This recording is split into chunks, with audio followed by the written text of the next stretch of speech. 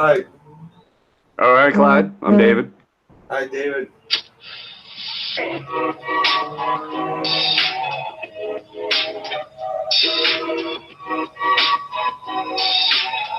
Is that the same camera pod you had before, Tim? What? The mic. No, this is a new mic, man. It's a condenser mic.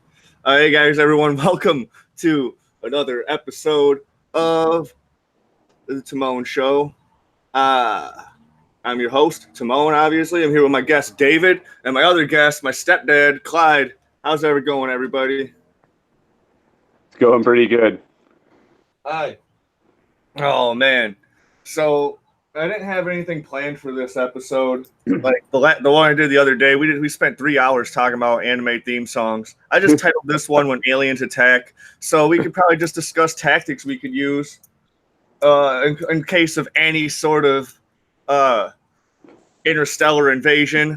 Well, isn't that why we have the Space Force? The Space Force is. I so want to join the Space Force and be like Captain Ginyu. You know what? No, I'm not. I wouldn't be part of the Space Force. I'd be one of the Space Pirates. Come on, that'd be more fun. That'd be cool. I'm trying to get to outer space right now. Oh, lucky dog, you. I remember my ex-wife, she goes, I'm a big Star Trek fan, right? And she goes, you'd go, wouldn't you? I said, in a minute. Hell yeah. But now I wouldn't go. Captain Kirk was getting so much ass. Oh, yeah. You know he was. It was in the show, dude. He was a ladies' man in the show. He still is. Have you seen his wife? My God. Laxus in the live chat says, "What's up, Timone?" I'll say, "Hey, Laxus, how you doing?" We're live, David, in case you didn't know. Yeah, I caught that. No, we're good. Hey, buddy. I mean, you gotta look at generation. Who was the ladies' man there? Was it number 2? Talk about Next Generation. Yeah. The ladies' man was the Oh, it was Riker, dude. It was totally Riker. It was Riker. But on Star Trek Voyager, it was, what's his name? I don't know. You can't. What's his name? I didn't watch Voyager. I quit. I watched. Yeah, I think I quit after Next Generation as well. Voyager just didn't have the same kind of I like ambiance. Voyager. You gotta watch it for a while. It went on for like 10 seasons. Not one of them went that far. I know that Picard's coming back in the new series. The nude series? Yeah, the new series. Wow. So I am psyched about Picard coming back. I mean, is that a money grab, or is just they couldn't find anybody else better than him? I think he's gonna have his own series. I'm not sure. The lady tried to rub his head. But he hasn't he's in like 50 years. He's a super nerd, so I'm pretty sure they just like asked him to do it, and he was all like, "Fuck yeah, I don't care." Well, you got to think too. He hasn't aged. He's got to be like a vampire or something like that. You know, he hasn't aged in like 50 years. He could just fit right back into that same role, I'm sure. Yeah, because when they did X-Men 3 and they did that flashback of like when he went to like Jean Grey's house, like they didn't even have to do any like de-aging on him, but like Ian McCullen or whatever his name is, like they had to do de-aging stuff on him. I hope I aged that well. I hope in like 30 years, you know, being 33, I hope at 63 I still look the same or close to it. I was at a panel at Comic-Con. It was the Clueless reunion panel, but Paul Rudd wasn't there. But Donald Faison was just talking all this shit about Paul Rudd, about how he doesn't age. Like he looks exactly the same. Dude, he does though. I mean, you go back and look at all of his pictures throughout the years. He ages so gracefully. I mean, not to mention right? I mean, good looking dude. Yeah, absolutely. Well, that was Lieutenant Paris on Voyager. Lieutenant Paris on Voyager was the ladies' man. See, I'm gonna have to look that up on my other computer. He married the Bajoran girl. Didn't the guy who played Riker, didn't he go into that? He did that show where it was like kind kind of like Ripley's Believe It or Not, didn't he? I think he did. He did host that show. Jonathan Frakes. That's his name, Jonathan Franks. Let's Yeah. let's IMDb Frakes. that bastard. Frakes. He's married to Jeannie Francis from General Hospital. Oh man, that's an old show. Jonathan Frakes. Frakes. Oh man, look how he's aged. He's not aged as well as Picard. Yeah, he still looks good in this picture right here. He put on that's just IMDb. IMDb's that. Filmography. Oh, it's different on a computer than it is on your phone. It just has everything right there. So Huh? He didn't really do much that I can recognize there. I see. Star Trek Nemesis. Oh shit! Oh, that was a movie. That was a good one. Nemesis is what I call women. He was in Gargoyles. No, David Xanatos. Oh shit! He looked just like David Xanatos. That's cool. That makes so much more sense now. Yes, the deep foreboding voice. Yeah, I'm trying to find that fucking Believe It or Not shit. It's got to be. It should be like right around this area. Late 90s, early 2000s. Yeah, it's got to be right around this area. Roswell, Jonathan Frakes. Roswell, that's New Mexico, where the spaceship crashed. So he just like played himself a lot too. Area 51. He played himself in Futurama. I got bored earlier today. Somehow stumbled upon Area 51 videos and people saying, it's an alien. We don't know what it really is. Right. It's all fuzzy. That's, with the amount of technology, telescopes, and everything that we have, we can't get one clear picture of something. One clear video ever, it feels like. Even with the insurmountable amount of power and technology we have, we can't get one clear picture. That's what flat earthers, that's one of their arguments, man. I went down the flat earth rabbit hole just to find out what they were all about for like 2 months. It just got boring. Huh? That is a fun rabbit hole. It's super fun. My favorite part about it is how there's two flat earth sanctions and they like beef with each other and they fucking like roast each other and fucking like Eric Dubay, the president of IFERS, the International Flat Earth Research Scientist, whatever. He got so salty that he wasn't invited to the Flat Earth Convention in Denver. And so he like made this fucking like rap song about like all the other fucking flat earth YouTubers and shit, dude. It was, oh my god. I'll have to look that up, man. That sounds hilarious. That shit is awesome. I love anybody who sits there and instead of like fighting with their fists, they'll fight with their words, and it's poorly rapped. That's one of my favorite things in the world. It really is. I was like, this whole thing just sounds like it just he like the whole video. He's just so fucking salty. He wasn't invited, dude. Like it's fucking. I'm like, you could have just bought a ticket and went. I don't know. I know you live in Thailand, but like whatever, man. Just do it.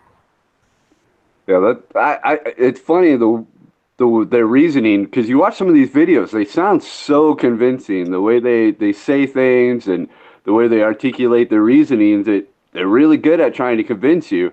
But when they're posting stuff on their official like Twitter or Facebook accounts, and the whole world about the whole wide world about it being round and stuff, and then they mentioned that they're flat. I don't get that. I think you know what I'm talking about. There's a meme about it. There's a science page that posts it all the time, makes fun of it. But how can you sit there and say the Earth is flat when literally people are putting weather balloons on their own, civilians, not government, but civilians, people putting weather cameras on their weather balloons, sitting it up and saying, look, how flat is that? Then they're always talking about like, oh, they're using a fisheye lens. Their GoPro has a fisheye lens on it. All this other horse shit. It's not supposed to curve that much. If it was round, it's curving too much. You guys are talking about space, and then you have all your conspiracy theorists saying we actually can't go out into outer space. because of some radiation belt or something. Oh yeah, dude, the fucking whatchamacallit, the Van Allen belt. Yeah, it's a bunch of shit. We went to the moon, dude.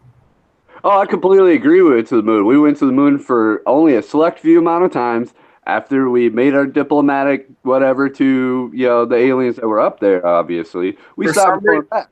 for some reason, NASA scrapped all the technology to go back to the moon, though. Yeah, because of the alien bases and stuff.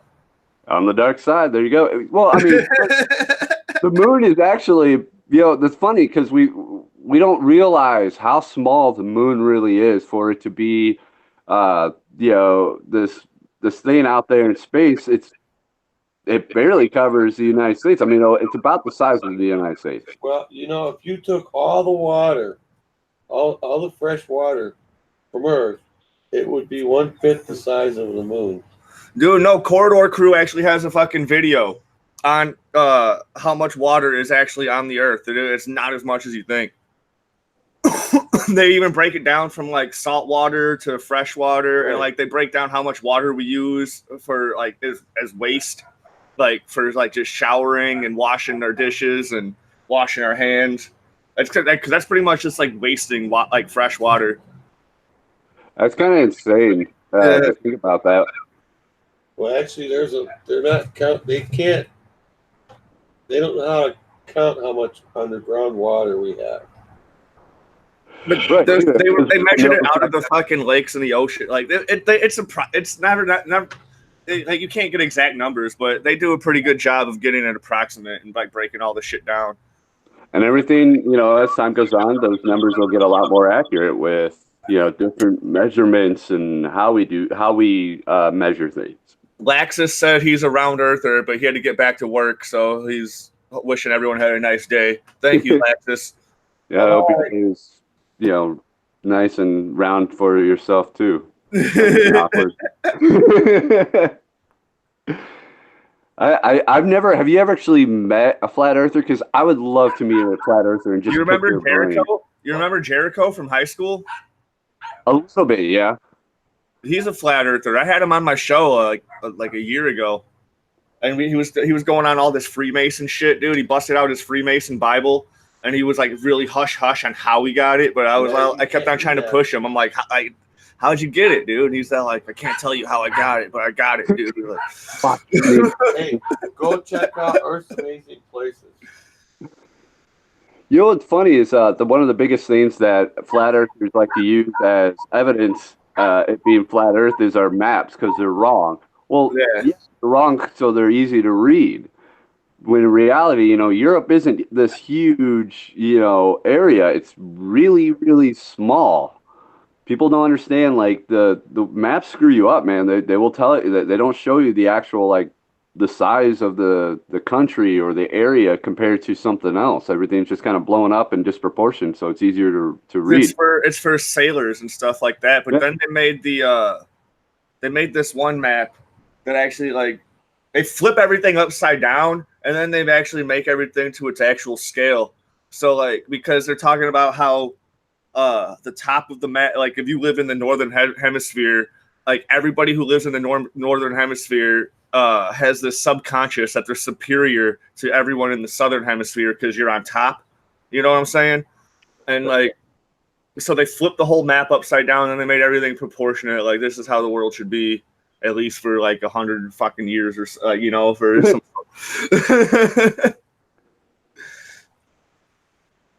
Man, I could sit there and fart and smell it and call it science these days.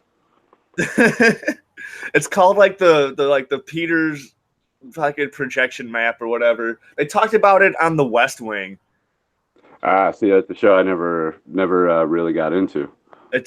I watched the first 2 seasons, and then when I got into the 3rd season, I just like got really busy, and then I like completely forgot about it. But dude, it's got Martin Sheen as president, dude, and he's like my favorite TV or movie president ever, dude. He's fuck Harrison Ford. When was Harrison Ford a president? Harrison Ford was president in Air Force One. Oh yeah. Why was I thinking of Nicolas Cage? Nicolas Cage is Con Air, and he was a fucking. That's completely different. He's another vampire, I swear. Dude, he is. Didn't he play a vampire in a movie? No. He should. Nicolas Cage is a versatile actor. Yeah, dude, he's not as crazy as he pretends to be, dude. I watched this whole wisecrack video on him and like how he like studied to just be that way I like in his like Ghost theater Rider. in theater school and shit. He's basically just trolling everyone. Rider. Yeah. Did you just say you like Ghost Rider? Yeah. What the hell? Are you smoking crack? What's wrong with you? Awful movie. Both of them. Clyde's easily entertained by comic book movies. There. I watch the show. I don't dissect it. Yeah, dude. Wish I could. Taking all those classes with George Harnish. I don't watch movies like normal people. I just can't watch a movie. Like I'm so critical to this day. I'm like, oh, that they screwed that up. And yeah. I'm one of those people. I'll watch something and I will see, like the coffee cup in the Game of Thrones. Yeah. I will catch stupid crap like that. My favorite thing is when they edit different angles together, like in a bar scene or whatever. Like one angle, the beer is like half full. The other angle, it's like completely full. And they're like two people having dialogue with each other. And like those are my favorite edits and shit to watch right there. Just that little bit of continuity, and it's just one of those things where, as an editor, you should be able to pick up on that. And oh crap, we got to redo it. I have a nitpicker's guide to Star Trek Next Generation. Oh, that's probably a really long book. It is a big book. Oh my god, that's probably like a thesis book, man. It's like 1,000 pages plus, just giant, like a textbook. Weighs probably about 30 pounds. Yeah. Hey, on the original Star Trek, that little kid Blaylock with that big giant round ship, and he hauls the Enterprise away. That's Howard. What's his name? Opie on Andy Griffith. Oh, that's his little brother, Ron Howard. That's his little brother. Dude, that whole family's fucking like that dude put like all his daughters and shit are famous, dude. They're all on Arrested Development. It's nuts, man. And he can cherry pick any kind of project he wants to do because he's got that directorial, He's got clout, man. You ever see Eat My Dust? Seen what? Have you ever seen Eat My Dust? No, I haven't. It's a movie Ron Howard's in. You should watch it. What's it about? Cars. It's like Need for Speed or something like that, right? Oh, yeah. Oh, dude, I am stoked for the new Fast and the Furious movie. Are you? I think they're kind of just. I don't know. I feel like they're just pumping them out just for money, and I mean, The Rock doesn't say no to anything. I feel like he's in everything. Yeah, but the franchise after the third movie, it just got so fucking batshit crazy, dude. They like no longer became just about street racing, dude. They're like pulling off heists and all this crazy shit with their dude. In the fucking last one, The Rock fucking tosses a goddamn torpedo with his arms from a fucking Jeep. He like turns it around and then he fucking launches it back to the motherfucking submarine that shouted at them. And that's really sick.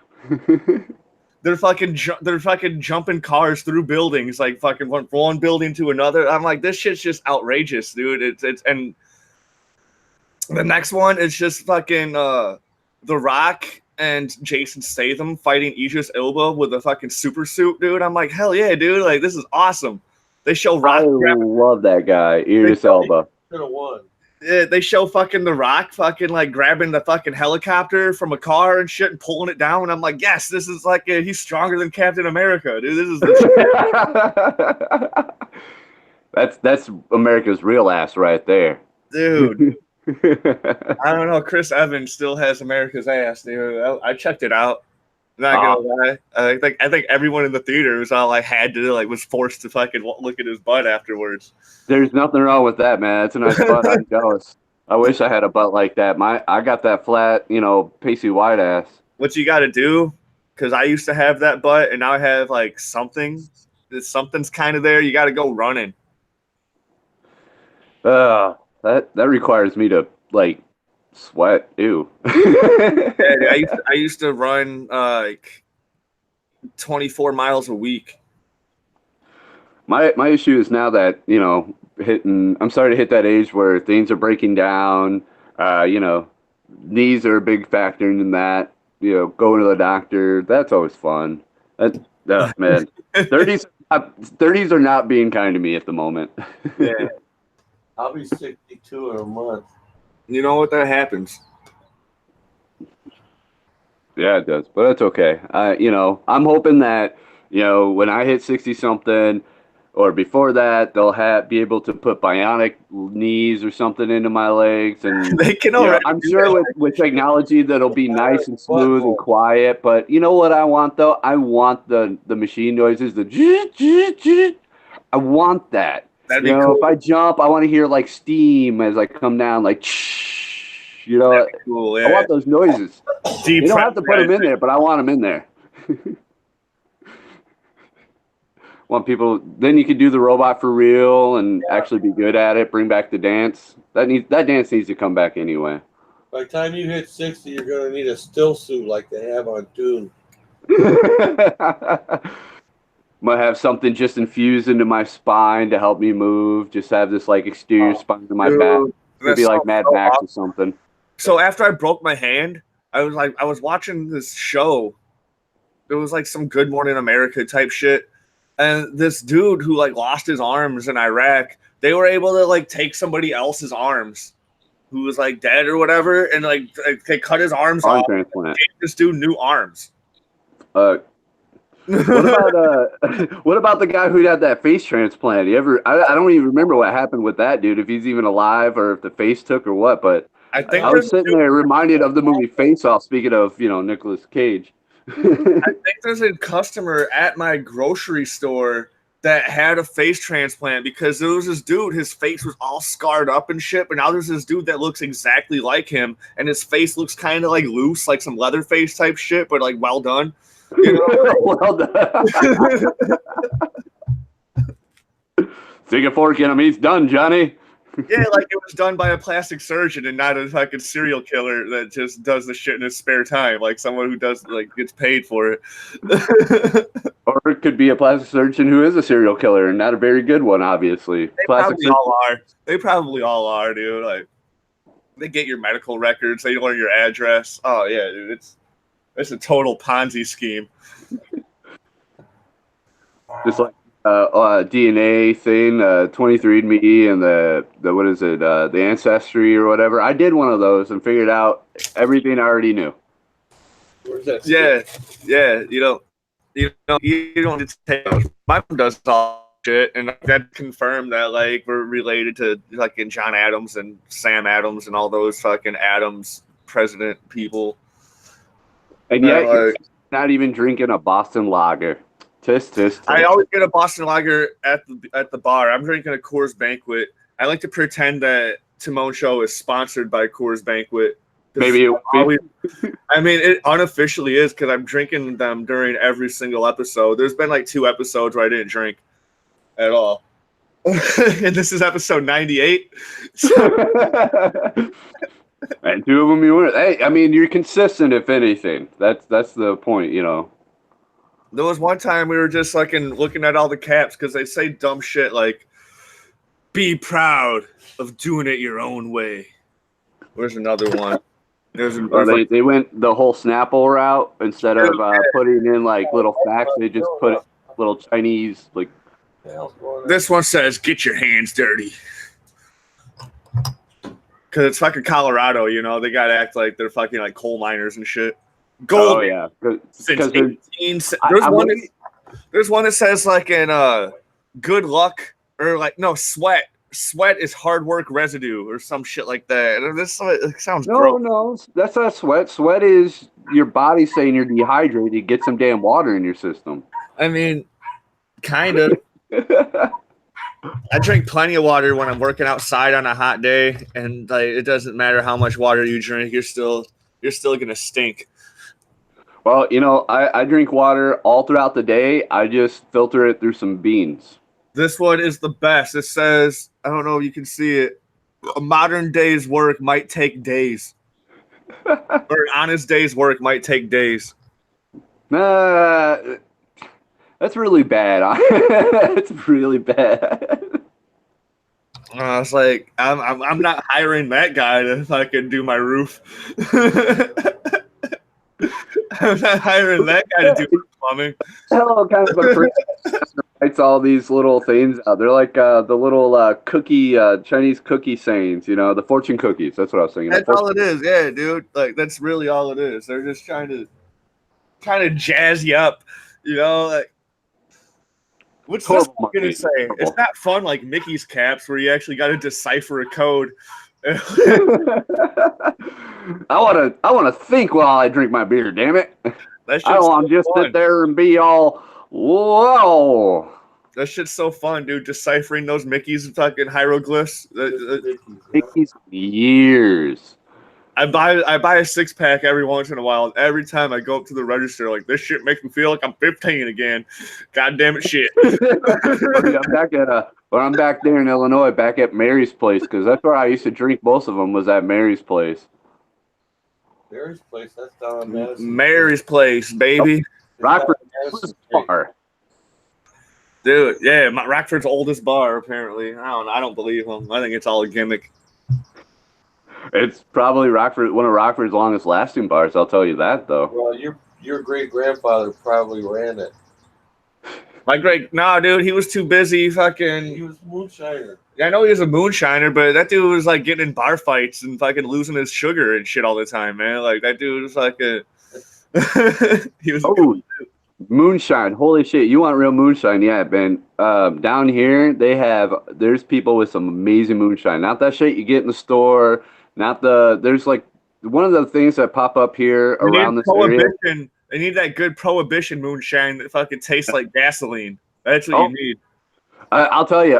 So I've been living here a little over 8 years now. So my first year here, I met a buddy. Oh, see, that's what I'd rather be doing right now too. But later. So first time, a buddy took me out to this area where all these river rats hang out. It's where all the rafting people, they go out to this field. Now on the way there, buddy picks up a 12-pack. We drink it on the way there, and it's legal for people down here, the passengers, to be drinking beer. To be drinking beer in the passenger seat, as long as the driver is sober and hasn't had anything to drink. That should always be how it be, and it is.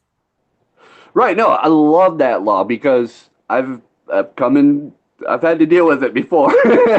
But so we go out to this thing, and I'm already drunk by the time we get there. Nearly. There's kegs everywhere. I just stand by a keg with my cup that has I think it was Newcastle, but it was a dark beer. It was the only one, so that's the one I sat by. Lost my friend. Eventually, I'm just gonna hang out here all day. I'll just hang out here. I'm next to the beer. I'm happy. There's like live music playing. It's bluegrass, jam band kind of stuff. And I'm digging it. I'm having a great time. I don't know who the hell's near me, but I guess I was talking to him. I find my way over to find my friend eventually in this circle of about maybe 10 people. I don't know. I'm correct. There could have been 5 people. I was drunk, I was seeing double. They're passing around a jar. I've never had moonshine before this, real moonshine. Now, I've seen it in the stores before, but it wasn't as prevalent as even now, 8 years later. I'll get to that in a second. So passing it around, I just stand in the circle, like everyone's passing a joint or whatever, and everyone's looking at me, and my buddy's like, "Oh, you don't want to drink that?" I'm like, what? No, I'm an Irishman. I can drink whatever the hell I want. He's like, "No, you don't want to drink that. You're already drunk. It's moonshine. That's real moonshine." I was like, No. You don't understand. I can hold my liquor. And then in my Yankee accent, everyone's, "Oh, you can't drink that, Yankee. You're not going to be able to drink any of it. You're going to fall flat on your..." I'll sound goofy as hell down here, too. Not this, but anyway. So I take a swig. I'm like, holy shit, it's like drinking gasoline. Like, it burned my throat. It kind of felt good, but yeah, I was drunk. So I passed it around. I hit it a couple more times, and, they're asking me how I'm feeling. Has it hit me yet? And I'm like, well, I'm already been drunk, so no, I guess not. So it comes back to me, and there's probably about that much. There's probably a quarter of a quart in there left. They start getting me to wanting to drink, and I'm like, no, I'll just sit up and pass it around. That's that's the rule. That's what you always do. No. You gotta drink it. You gotta drink it. Drink it all now, there, young fella. Oh Okay, man, I'll drink it all. you got to now. All right. Well, my pride, my dignity, everything's on the line at this point. If I don't drink it, I'm just another damn Yankee. Yeah, I'm one of them. So I chugged that thing down one gulp and handed it over to whoever. I don't remember anything 5 minutes after that. Apparently, I got up on stage somehow, grabbed a guitar, started playing with the band. Somehow kept up with them. They're playing. I think they're just playing like three chords over and over and over, and they're like, here, play these chords, and I'm like, okay. And somehow ended up at night playing out the show with them, and threw up all over the side of my buddy's truck. And I don't remember how the rest of the night. I don't even remember how we got back to his place. And I just woke up in the floor next to the couch. So that was my first experience with moonshine. But I'll tell you, moonshine distilleries are popping up here as much as Dollar Generals, man. They're all over. Free tasting this, free tasting that. You can literally walk around Gatlinburg and get shit faced for like $10.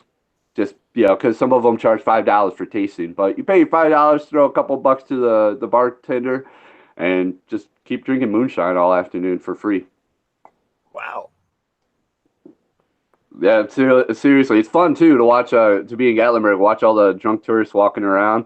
They close the bars there at midnight, but everywhere else in the area, it's kind of nice. They don't close their bars till 3 in the morning.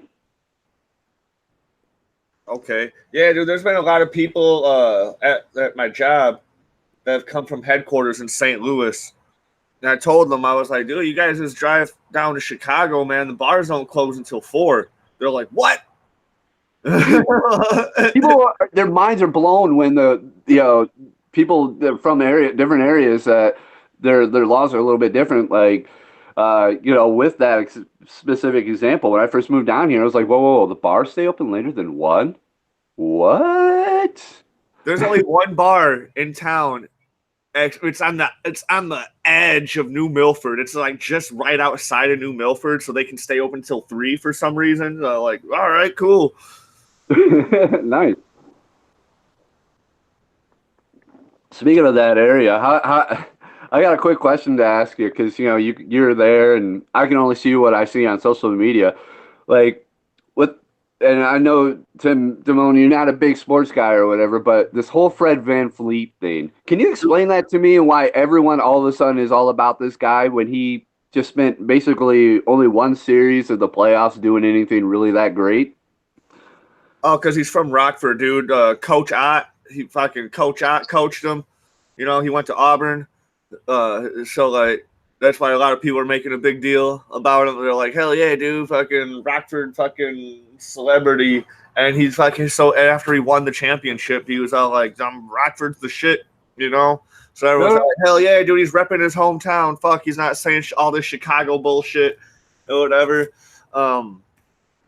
Yeah, but does the 815 really deserve to get that kind of recognition? Because I mean, to me, feels like I went back there just within the last year, right? I went back there, and I drove around city all over from east to west, north to south, just showing, Amber, my fiance, where I grew up. She wanted to see where the Rockford Peaches originally played because she loved that movie. She's a huge Tom Hanks fan, blah blah blah.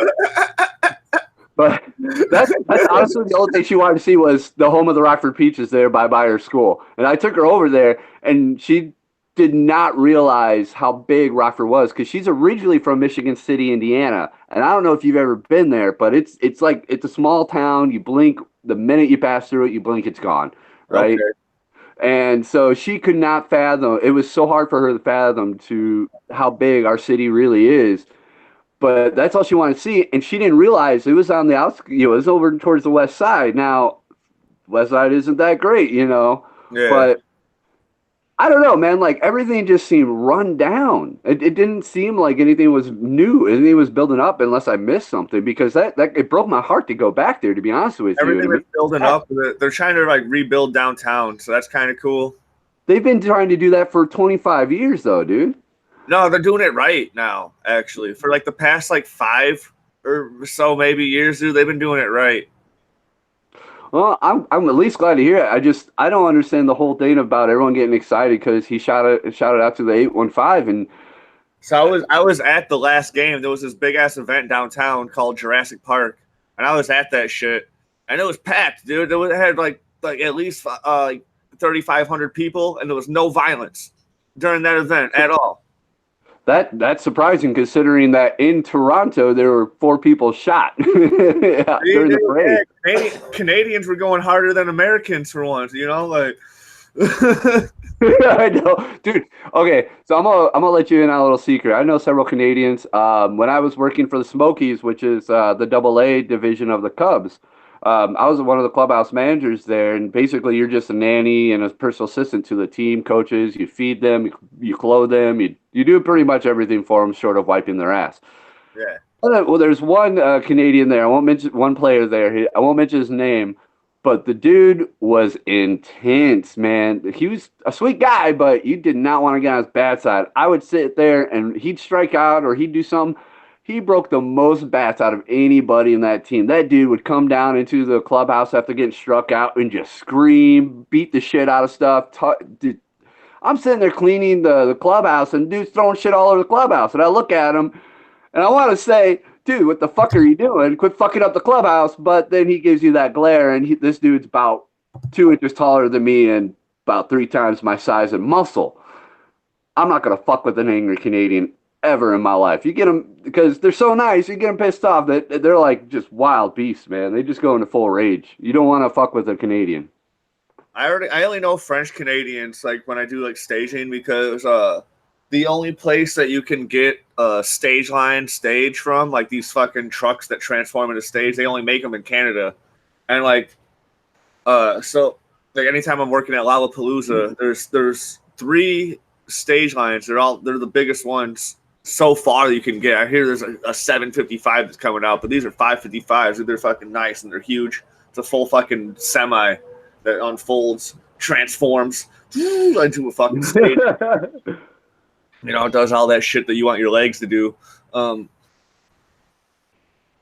man, it's fucking cool. But yeah, so anytime we're working on those, it was just a bunch of French Canadians that come down and they're fucking that show us how to do everything. But we've been working on them for years. Like, they don't even have to show us anything. They're just like, and they just like sit back and watch us do shit. They're like, oh, cool. These guys actually know what the fuck they're doing. Like, and they just speak in fucking French all day, like talking shit about us probably because. Oh, they are. Why else? Why else would you speak a different language or whatever? I don't know. It's what they're used to also. So I guess it's more comfortable speaking with like what you're. Well, like French Canadians, there is a divide in Canada. French Canadians and everybody else in Canada. Nobody really likes French Canadians. Nobody likes a French. Period. Nobody likes. I did. I like Mary Queen of Scots. Fair. I don't know anything about her. Rain. Read words? What? No, come on. Rain, it's a series. No, I've never seen it. Oh, it's good. You see lots of TNA. Tables and alcohol? Yeah. Yeah, we'll go with that. Tables and alcohol. Speaking of Canada, what do you think about? Have you seen that Letterkenny show? I've seen part of the first season. I really like it. Oh, dude, it gets great. It's one of those things where I annoy the hell out of Amber with just stupid little sayings, and I've started using some of them. Anytime you say something like someone says "to be fair," I have to automatically go "to be fair." What's the shit that he says? What's the shit that the big guy says to the one girl in every episode? Like, I really appreciate you, or some shit like that. Yeah, that's what I appreciate. That's what I appreciate about you. Oh, is that what you appreciate about me? Yeah, it's some different. Yeah, it's every episode. I was like, what the fuck? This is funny. And he always has the best lines too. Like, he's just, I don't know. Whoever writes his dialogue is the fucking master, dude. Oh, dude, the guy who created it, man, yeah, the writers and stuff. I mean, I know some people think it's stupid, but that's the point. It was meant to be made fun of, like, these type of people in Canada in that area. And the guy who is, that writes it or who started it, he's just going off base of how he grew up and so forth. And yeah. Other amazing dialogue is Princess Caroline from BoJack Horseman. Oh man, that show is Some so of the best. She has some of the best fucking lines in that show, dude. Like anytime she's trying to pitch something, like it's always some sort of tongue twister or something that rhymes. And I'm like, dude, like how many takes do you think it did for her to fucking do that shit, dude? Because that's I applaud anybody with those linguistic type of skills. I always think about how many takes something took to like some difficult words to say, you know, like how much fucking film did they waste? How much fucking time was spent? You're gonna find all of that on the internet. Maybe not everything. Not everything's out there. Oh, it's out there. It's out there. You just sometimes it's on the dark web. No, man. Yeah, I don't feel like calling Eli to fucking get me on the dark web. I don't like Jesus Christ. Dark haired with glasses, Eli from high school? No. Oh, okay.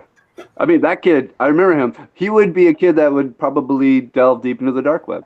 So I don't know if I remember Eli from high school. I think he was younger than us, like by a year or two. I don't know. This thing. A lot of high school's a blur, you know. I did a lot of different things in high school where I didn't remember. So, and I blocked out the rest on purpose. Can you believe it? Yeah. I run into Danny Warlock every year at Comic-Con. Really? Yeah, he looks like John Wick now. Oh, does it, dude? He always looked like Keanu, man. Because we used to call him Neo. Shit, yeah, he's got the long hair and the goatee, and he's got scars and shit on his face because he got smacked by a semi a couple years ago. What? Yeah. Holy, dude, that's nuts. He said he got ran over by a truck. He said he got ran over by a truck and he fucking lost a whole bunch of his scalp. Dude, motherfucker still looks amazing, dude. Like he's got his scalp sewn back on, and then fucking like that's nuts. I had no idea. He's still handsome. He's probably even more handsome because he's got these scars on his face now. Like battle scars. Yeah. I want to know. I have a question for both of you guys. Yeah. What's with this sports fellow? He's black, and he's berating all of his black fellow people because of their attitudes about the slavery and stuff. I don't know what you're talking about. Say it again. He said there's some sports fellow who's black and he's berating all these other black fellow comrades about slavery or something. I don't know what you said. Their attitude towards because of slavery. Are you talking about like the whole thing about owners being called owners? No. You could probably Google it. I don't know the guy's name. I mean, I follow sports, but I can't really think of who would. He's telling the black community, quit holding the slavery card over everybody because that was eons ago. Okay. Yeah, I think that was dealing with the owners being called owners because they don't want to be. Certain people don't want the owners to be called that because it reflects that they own them as if it were like slavery or something like that, I believe.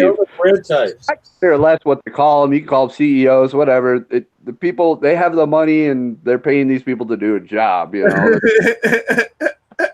regardless of color, what they are, they're paying these players to do a job. Do your job. Why are we fighting for these motherfuckers that make way more money than us? Even if they're bench seat fucking players, like they can fight for themselves. We don't need to fight for them. Well, I would give my left nut to be a bench player on a championship team. There's like one player in the NBA that hardly played any minutes, but has like 6 or 7 rings because he just goes to teams and sits on a bench that have won. It's ridiculous. I forgot the guy's name, but that's a career right there, man.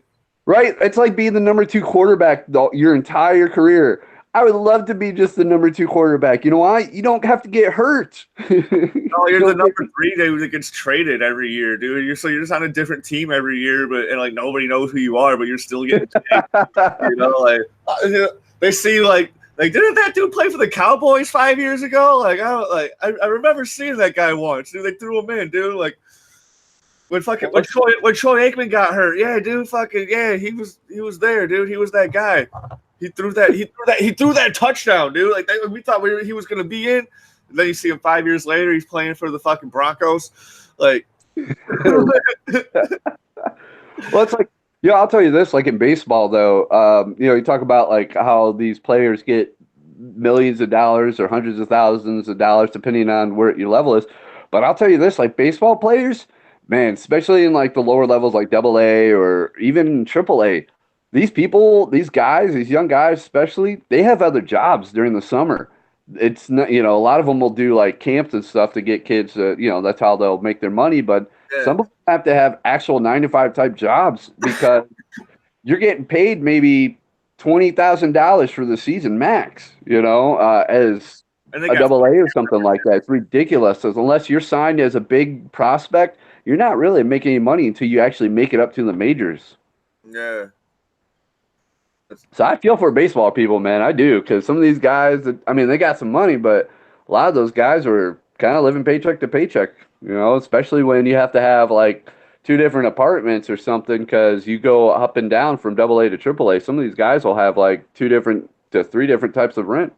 Yeah, All the football players end up like going like retarded like after Puerto fucking Rican years and years or of playing too. All Japanese the or something like that, you'll do well in baseball. They get hit in the head too damn much. Why yeah, do you see boxers and like these UFC fighters? They're not very bright because they get all the sense knocked out of them. yeah. It's wild, man. I think I got hit enough times in my head. Like documentaries on this shit where people just like end up fucking just like a lot of like pro athletes just like nah, dude, I shouldn't have done any of that. And you got guys now retiring super young, and especially in like the NFL, you've got a lot of these guys retiring early because, dude, just cash in, man. And, yep, I've made enough money. A teacher or something. I don't know. Yeah, become a pro golfer. You could do that till you're dead nearly. Yeah. Arnold Palmer's still doing well. Really? I thought Arnold Palmer was dead. Well, You just killed Arnold Palmer. What is wrong with you? Fine. No, but he's still doing tournaments like Celebrity and like he does more. Arnold Palmer does more like or Jack Nicholson even will do more like the Celebrity, or he'll do the raising money for whatever cause type of tournaments. Now they don't actually play because now golfers have to be fit. Thanks to Tiger Woods showing everyone like, hey, if you work out, you get fit like a real athlete, you can do a lot better at this game. And look at after him, look at all the other golfers that have come after him that look just like him. And it's just crazy to think that, 20 years ago, golfers were, you look like your old retired dad, Yeah. Now you got to be fit for everything. That sucks. I love rocking my dad bod. I ain't gonna lie. Did you know Rockford used to have, I don't know if they still do, more golf courses per capita than any other place in the country? And that's surprising, honestly. I know we had, I know that Mississippi was a highly rated golf course, or was it Mississippi? Yeah. I forgot which golf course it was, but there was one that they would try to keep it up to like an amateur pro level or something like that. I haven't. I didn't even give it. That'd be Forest Hills down the street. Okay. I haven't even got the golf until I started working for the Cubs, and that's only because most of the people there, they'll like the coaches and stuff, they'll go golfing and stuff, and they invite us out. And I never golfed before. I know how to swing a bat, know how to swing a hockey stick, but I never swung a golf club. And I'll be damned if my ball didn't shoot out to the right to the point where I would basically be, just parallel to the hole. I'd hit it, it just curved right, and I'd get it to where I wanted. You're slicing. I was. But I knew how to use that slice to my advantage at least. You got to turn your club face a little to the left when you hold it. Well, and the other problem I figured out was too is that I was swinging it like a baseball bat more than I was swinging it with two and keeping it straight. So that's all right, but I get the allure of golfing because basically it's just stand around, hit a ball, get drunk. Yeah, because see, they got people that come out with a rolling bar kit. That's always nice. Plus, we always kept our own cooler full of beer too. Hey, speaking of Rockford Peaches, you were probably here then. Rockford Cubbies. That was their home base. Oh yeah, I yeah. remember. They were what were they? The Rockford Expos, Rockford Royals, Rockford Rockford Cubbies. Cubbies. Are they still the Cubbies? No, they're like the Rivets or some shit now. They're out. They're out over here by Farmer Fleet now. What's that? Sports Core 2 or something? What's it called? I remember driving by that old stadium out there. Or was it by that old naval base or academy or whatever it was? The guy that works on my machines at work owns that place. Really? Yeah. You talk Like- about the Grant Park building? Yeah, yeah. Because I remember it used to be like an old naval academy or something like that. Oh no, it was military, but it wasn't naval. Oh, okay. I couldn't remember what. I just knew it was military of some sort. Whatever it is, dude, Luffy's gonna come in and fucking take that shit down on his quest to be the Pirate King. All I fucking know. Yeah, Jerry even owns the shooting range right next door. I mean, what's he turning it into, or is it something? Is it just empty, or? He repairs CNC machines for us, and he's a really good guy. But he owns that whole corner. He's got wow. machines and stuff in there, that he buys for parts and whatever.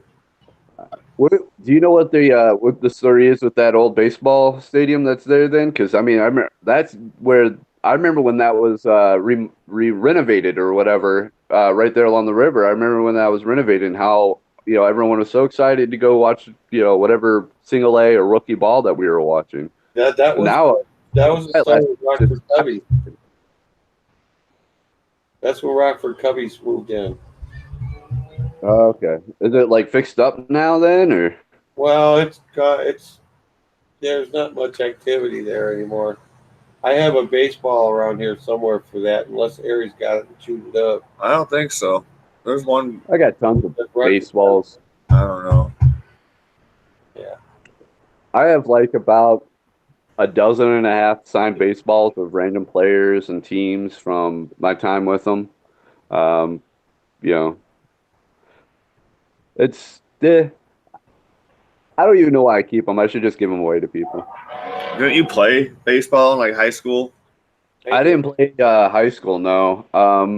I really got into it after high school, oddly enough, playing wise. Did tons of different softball leagues. That was fun. I hated the church leagues though. Man. I hated the church league softball because man, they would get so angry. Like, yeah, it always cracked me up. Like these are supposed to be Christians, and you see, Tyler over there chugging down a beer and about to go up and just knock it out of the park, and I'm like, wait, isn't this a church league? It doesn't matter. Yeah. We're supposed to rule and have anything we want on this earth. I'm in agreement with that, but Kicks ass, man. we have a couple of softball leagues down here that are a lot of fun because they're drinking leagues, and that's really what you go to do is just drink and hit softball. I mean, anytime you can mix sports and drinking, it's a good mix. And put it on the red light. You got to get that on red. All right, it's there. Okay. Oh look, it's sunny. Just looked out my window. It's actually sunny for once. I gotta tell you about the weather here. The weather down here is so freaking bipolar. So you will literally have a sun and hardly any clouds. Just big poofy clouds, and all of a sudden it'll just start pouring down rain, and you just like, what the hell where's this coming from?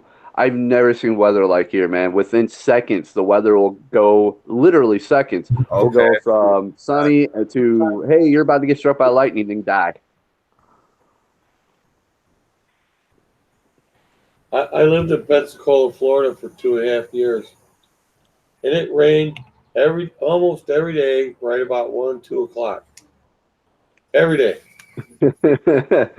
I couldn't imagine living in Florida. I've got a sister who lives in Florida. She says it's so great, but every time I read anything or look at anything about Florida, I'm okay it makes me feel okay about the global warming and climate change and how it's probably going to be under the ocean in about 10 years. So I'm okay with that. Goodbye, Florida. Well, we're Here in Rockford, where the airport's elevation is 625, I think, above sea level. I'm all for it. We're kind of safe. My dad lives in Florida, so I don't mind if it like sinks. Right. Down in Again, Pensacola, Florida, goodbye. down in Pensacola, when it rained really, really hard, these black snakes come up all over the road. It was hard to drive your car, much less your motorcycle. Oh man, black snakes everywhere. That's a Everywhere. plague. Yeah. Mosquitoes the size of Rottweilers. No, they weren't that big. They were about the size, 5 Rat times the size of a gardener snake. They're huge. Yeah, I don't know, man. Like Florida is like the just the dumb version of Australia. It's like Australia had a dumb child and it's a little bit weaker, but still there's a lot of weird and crazy stuff in Florida that I'm sure we haven't found. I don't want to find it. It can stay hidden. So you know what happened today in Rockford? Someone got shot at the mall. That was Good question, though. There was good one. There's a transgender story time at the library, Rockford Public Library on East State Street, and there's this lady who was there protesting that looks exactly like Oh my god. Betty. Oh my gosh. Is that it looks like that lady that was my gosh. And so I wrote this joke. I didn't even know I wrote a joke, but I did. I was like, dude, she looks just like Barbecue Betty. Holy shit. And then the person who posted this thing, she's like, I know, right? I was like, do they just make that person in stock and then like drop them off to protest random shit? It's like, you can spot a Sharon or a Karen out in the open at any time. Yeah. When they're asking, right before they ask the manager, especially. Yeah. Wow, I don't understand, man. Like, why can't you just leave people alone? Let them live their life, There's nothing wrong with someone who wants to go read a story time for children. Children don't care. Yeah. They don't give a damn. Dude, I mean, we grew up watching movies with dudes dressed in drag. I mean, look at Robin Williams and Mrs. Doubtfire. We didn't care. We thought it was great. Good for you. It's funny. We had The Fifth Element. We had all sorts of men have been in drag.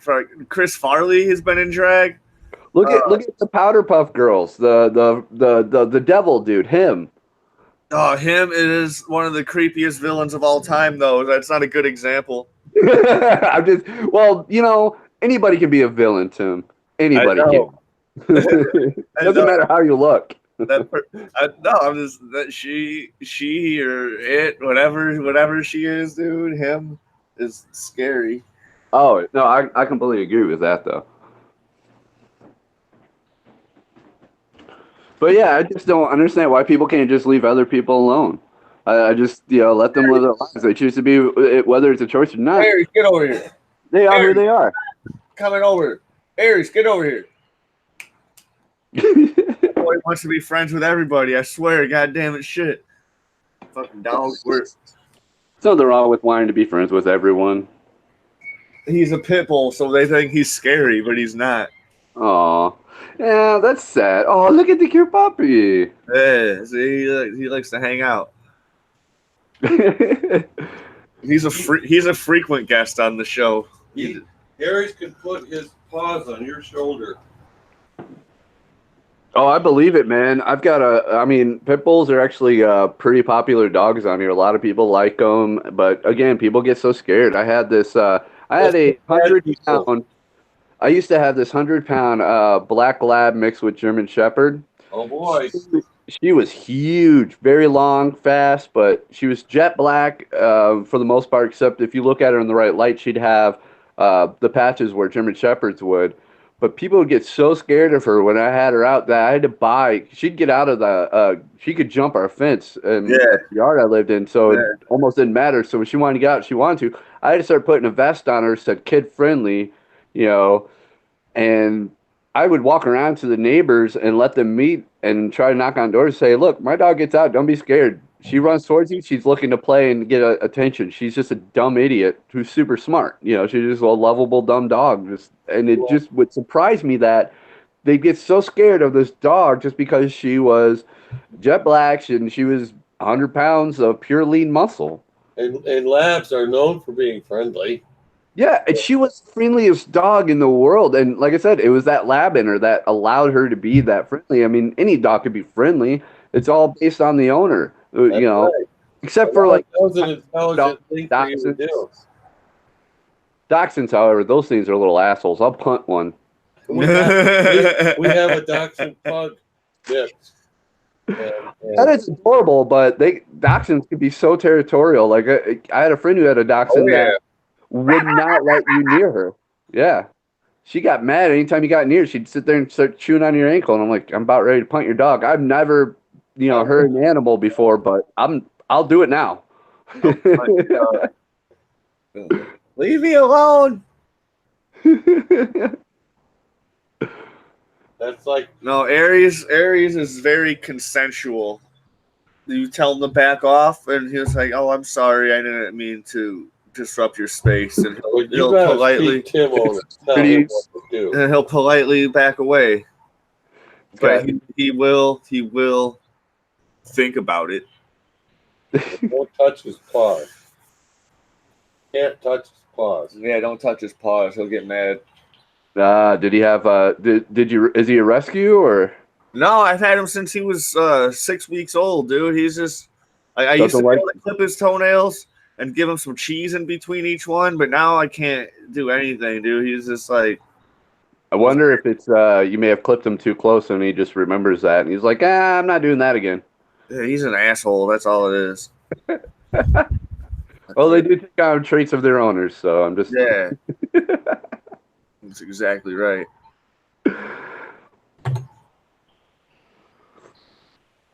So, have you guys seen the movie Shazam yet? I have. Oh my gosh! I did a review on it, I think. Did you expect it to be what it was? April 27th, Tim. April 27th. Yeah, there was a bunch of snow in April. I thought, yeah, dude, Shazam was exactly what I thought it was gonna be, dude. Like, I enjoyed every minute of it. Shazam's ancient, man. I thought Shazam was gonna be cool, and it was cool. I liked it. I knew the Shazam family was gonna get brought in. Well, see, and I didn't know a whole lot about Shazam to begin with. Just what I did random stuff before I saw the movie. I did a little bit of Wikipedia-ing, and I went back and watched like some Young Justice. And is that the Japanese version? Ying ying ying ying. No, this is. No? I don't know how to pluralize Wikipedia-ing. Wiki? Ing. Wiki. Let's go to the ing and fucking mac on some hoes. But I was really surprised. Like, I was thinking now heading into it, my premonition originally was, and I'm glad I saw it with just a buddy. We watched it at his place, and I'm glad like it was with him and not with my fiance's 7-year-old, because I did not realize how dark it would be. Like, I was thinking it was going to be this childish, poppy kid movie. The second time I saw it, dude, I took my my friend Lauren's 7-year-old kid, dude, and he started crying during the fucking what the fuck scene was it, dude? The boardroom scene when all the demons came out. That's where it caught me. I was like, holy crap, he just threw the dude out the window. What the fuck just happened? I mean, granted, I might have been a little, stoned at the time by a little. I mean, a ton. But it's supposed to. I did not expect that there to be like, just pick him up and here, let me show you. Oh, too late. Could not believe that. I was impressed with it overall, and I thought it was a lot darker than I expected. I figured it was going to be this campy superhero kid movie, but it turned out, damn, I can't wait for them to do another one, honestly. I mean, for DC, that's probably one of the few DC ones that I actually enjoyed. It was the best. Now, granted, I still haven't seen Aquaman, though. Aquaman's pretty cool, dude. It's got a lot of like the Indiana Jones vibe to it. It's cool. I'll be interested to see what this Robert Pattinson Batman iteration will be like. Dude, I think it's gonna be cool. I just can't get past that he was a twinkly little vampire. I can't get past that. I only saw the first Twilight, and I was like, this movie's pretty bad. But my girlfriend at the time, she was like, yeah, these are cool, dude. Stephanie Meyer books. I'm like, I don't know, dude. Like, you usually have good taste and stuff, so I'll check. I'm like, no, this is awful. It was so awful. Even the actors who went back, they only went back to do it because of money, and even they hated being in that I already movie. have a video of that on my YouTube. This is how I walk my dog. He wants me to show you this.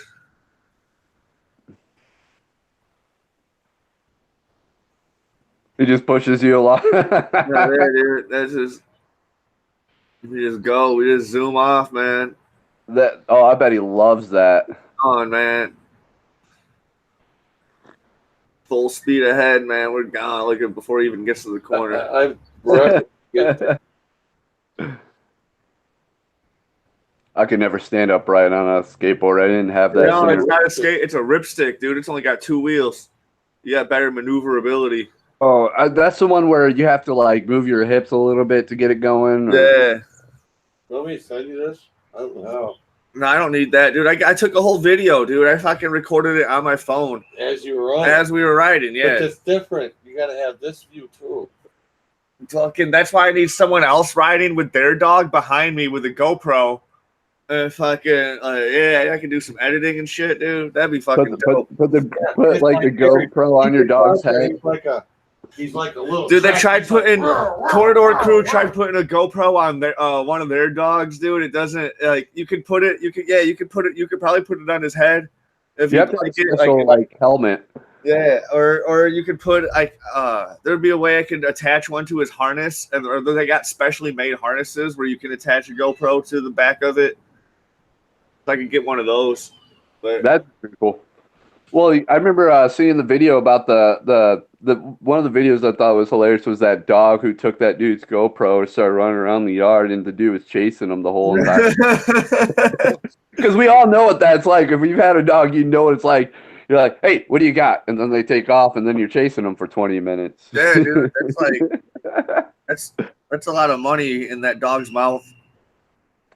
I'd be chasing him down too, but that dog was just having fun. That dog thought it was a game. He was just like, fuck you, bitch. I was mad when like my old dog Starship got into my fucking weed stash. I had like an ounce of weed. I was all like, yeah, I'm gonna go home and get high. I fucking get home. This shit's like all over, like there's big ass buds all over my bed and shit, dude. I'm like, what the fuck? You still smoking? Like, sorry, bro, man. Like I didn't mean to do this, man. Did you still smoke the rest of it though? Huh? Yeah, I was. Did you smoke the rest of it? Yeah, it was all fine. I was just mad. I was like, "What the fuck, dude?" Like, she got into everything. She did, dude. She stole 2 sticks of butter out of the frying pan on the stove cooking. Yeah, dude. She was a fucking monster. I don't know why she did all that crazy shit. Attention. And then she did it again. So love me. No, because we went jogging for 15 minutes every morning, and then I get home from work, and I would take her on another 6-mile jog every single day. I'm like this dog was spoiled, and she's like, "You don't love me." I'm like, "What are you talking about?" It's not enough, damn it! It's just not enough. The only days I couldn't do it were the days I worked like 20 hours, and I'm like, no, dude, it's not happening today. She'd get mad, she'd poop in the house on purpose.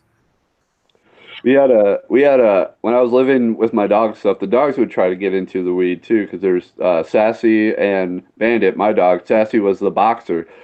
Sassy was the one that would always try to get into the weed more than anybody else.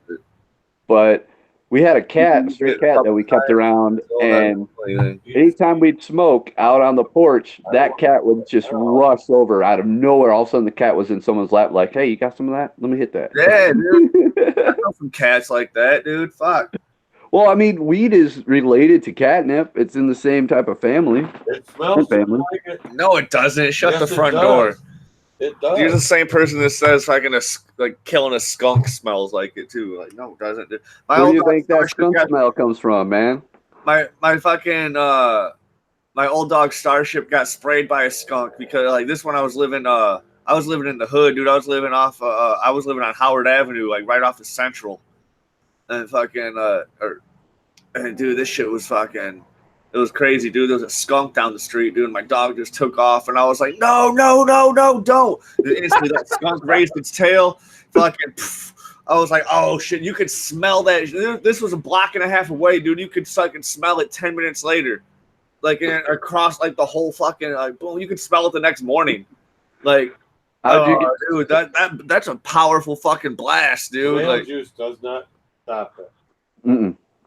Was it vinegar or something like that? I just gave her a regular bath and it was fine the next day, dude. Like it's either the dog shampoo that I had that did I don't know, man. Like they probably have fucking like shit that's like already made for like that type of stuff, you know? Like the shampoo's already in there. 2 of my dogs got sprayed by a skunk, and I bathed them. I went out and bought gallons of tomato juice. Literally, gallons of it. I had them in the tub. I washed and I scrubbed. I did it again. Shampoo for dogs and everything. And they still stink for days. But they got a full-on spray. Oh, yeah, dude. Yeah, Starship got blasted hard, dude. Like, right in the face, dude. Like, I always kind of wanted a pet skunk, you know, like ever since I saw someone with a pet skunk on a video, and it was like trained like a cat. They obviously the stink gland was removed, but they're basically just cats. That's all they are. But you're starting to sound like that rapist Pepe Le Pew. Yeah, man, that's messed up, dude. You think back on that kind of stuff, like Pepe Le Pew. Yeah, he's a little like, bruh, she don't want to be kissed. No means no. No means no. You know what? But then you always talk about those old people like meeting their fucking whatever. Oh, she worked at the cafe, dude. I was persistent, dude. I did all they teach you persistence. They teach you no means no. They teach you to be a socialist in grade school. Like, if you don't have enough snacks for everybody, don't have any snacks at all. Like, and we get mad when we turn into socialists as adults. Or like at work. No talking. No talking. No talking. No talking? All right, we'll write notes. We'll pass notes back and forth. Do you like me? Check yes, no, maybe. Hold a print in your hand while you're doing it. That was texting back in the day, dude. Fucking passing notes. Oh, you got to a point where you'd make them into paper footballs and flick them across the classroom just to make sure. Because I remember we had a few classes like in high school where I forgot what class it was, but everybody was separated on each side. Like, someone's passing notes. Someone's passing notes. I'm like, dude, shut your fucking ass up, dude. I remember. Here. Who was it? It was Shaver, the econ teacher. You remember him? Oh, he didn't give a fuck. If he ever made, he believed in like he was like a conspiracy theorist. Yeah, dude, Shaver didn't give a fuck, dude. He was awesome. He was awesome, but you could not sit there and make a loud noise around him because he'd have to start having a flashback from like Vietnam or Korea War or whatever. He was nuts. He was awesome. We started talking about fucking Roswell and shit, dude. Like, hell yeah. I was like, this is he brought in, I remember he brought in like do you remember, did he bring in the space stuff material that he stole or whatever it was? It was like super lightweight, it was like carbon fiber looking stuff. But back then there wasn't really, carbon fiber wasn't a big thing. I wish I would have had him for economics. I had him. I had him for government, which was pretty cool. Like, that's a fucking, like, you got a lot of his fucking crazy stories in government, but I wish I would have also had him for econ, dude. I had Mr. McCoy for econ, and that dude was a hard ass. I'm glad I didn't have him, yeah. I had, it was cool. Like, I kind of like having a hard ass teacher, but like. Does he know Jeff? Did he go to Auburn with you? Yeah, he knows Jeff. You know my cousin, Jeff Barnes. Yeah. Yeah. I'm his uncle. And that makes sense. His dad just passed away a year ago. Yep. Oh, wow. Why are you trying to make this shit all heavy, man? Oh, no. Right? That's good. Hey, I had Castro for government. He was cool. Coach Castro was cool because he always had extra donuts. I heard that dude was a donut dude. Like, he was the donut dude. It was. I even did a commercial when I was in with Harnish's class. We did a commercial that displayed over before the morning news. Robert State or Bob was, Robert State was in it. A bunch of other people I had in it too. A bunch of friends and stuff. That I remember Yeah. doing the donut commercial. He was the one that was like, it was a pan shot. It was like 4 out of 5 people love Cassio's donuts in the morning. The fifth one loves them a little too much, and it was Robert sitting there just shoving his face with this like cream filled donut, just getting it everywhere. He over sexualized it, and it was phenomenal. I couldn't have gotten a better person to do it. I wish I could find that. I wish I could. I wish I would have saved some of those old videos I directed and produced. That I wish I could have, man. I'm sure they're probably hanging around in some like closet somewhere there. No, they're not. All that shit's gone. That's a eat meal. All that. That's the worst part about it is all that shit is gone, dude. Like, I guess we got lucky to go there when it was a technology school. I mean, I remember they had what was it, the aviation program where people like some of the same teachers are still there, dude. Like, and preserve that shit, dude. That shit's gone, dude. Like, that shit's like. It's a shame. If Mr. Gunther and shit is still there, fucking who's that one dude who always used to fucking Mr. Fisher? Yeah, if that dude's still around, that like maybe shit's still around, like still my there. God, we fuck with Fish all the time, man. I used Like to sneak into his class or like hang out with fucking Jeff Wells and shit, dude. Like, he had an Xbox hidden in his so-called office, right? That in the tech wing there was a closet room where we had like Scott Lantow and everybody would hang out and stuff. yeah. Skip there all the time. I'd sit there. Yeah, that was fun, dude. that was nice to skip and just play fucking Xbox all the time. That's cool. Xbox barely had any titles back then too. Like they had like a Halo and some other shit, like fucking we played Banjo Kazooie. We played it was like a racing game where you had to get like real close. You'd get points by just passing, just barely close, and have like epic crashes and stuff. I can't think of the I know what game you're talking about, dude. My buddy, like I used to borrow my buddy's Xbox all the time, and I had that. It was like Forza. Wasn't Forza? It was more cartoonish though. It was can't think of what it was. Well, I don't know what it is then. I played the shit out of Forza though. I still do. I downloaded because I got like the Game Pass or whatever. I downloaded Forza and I have fun with it. I'm not big on the racing games too much, but I'm more into like more adventure open world games. Shit out of Morrowind back then. Oh my gosh, yes. I love me some Elder Scrolls, man. That game got too hard. I could never beat it, dude. Like it got too hard. If I got once I got up to like level 50. Like, apparently none of my shit is good as it was supposed to be because I started getting my ass handed to me. Now regular NPCs can kick my ass, like out of nowhere. And I'm like, what the fuck happened, dude? I'm wearing fully upgraded glass armor.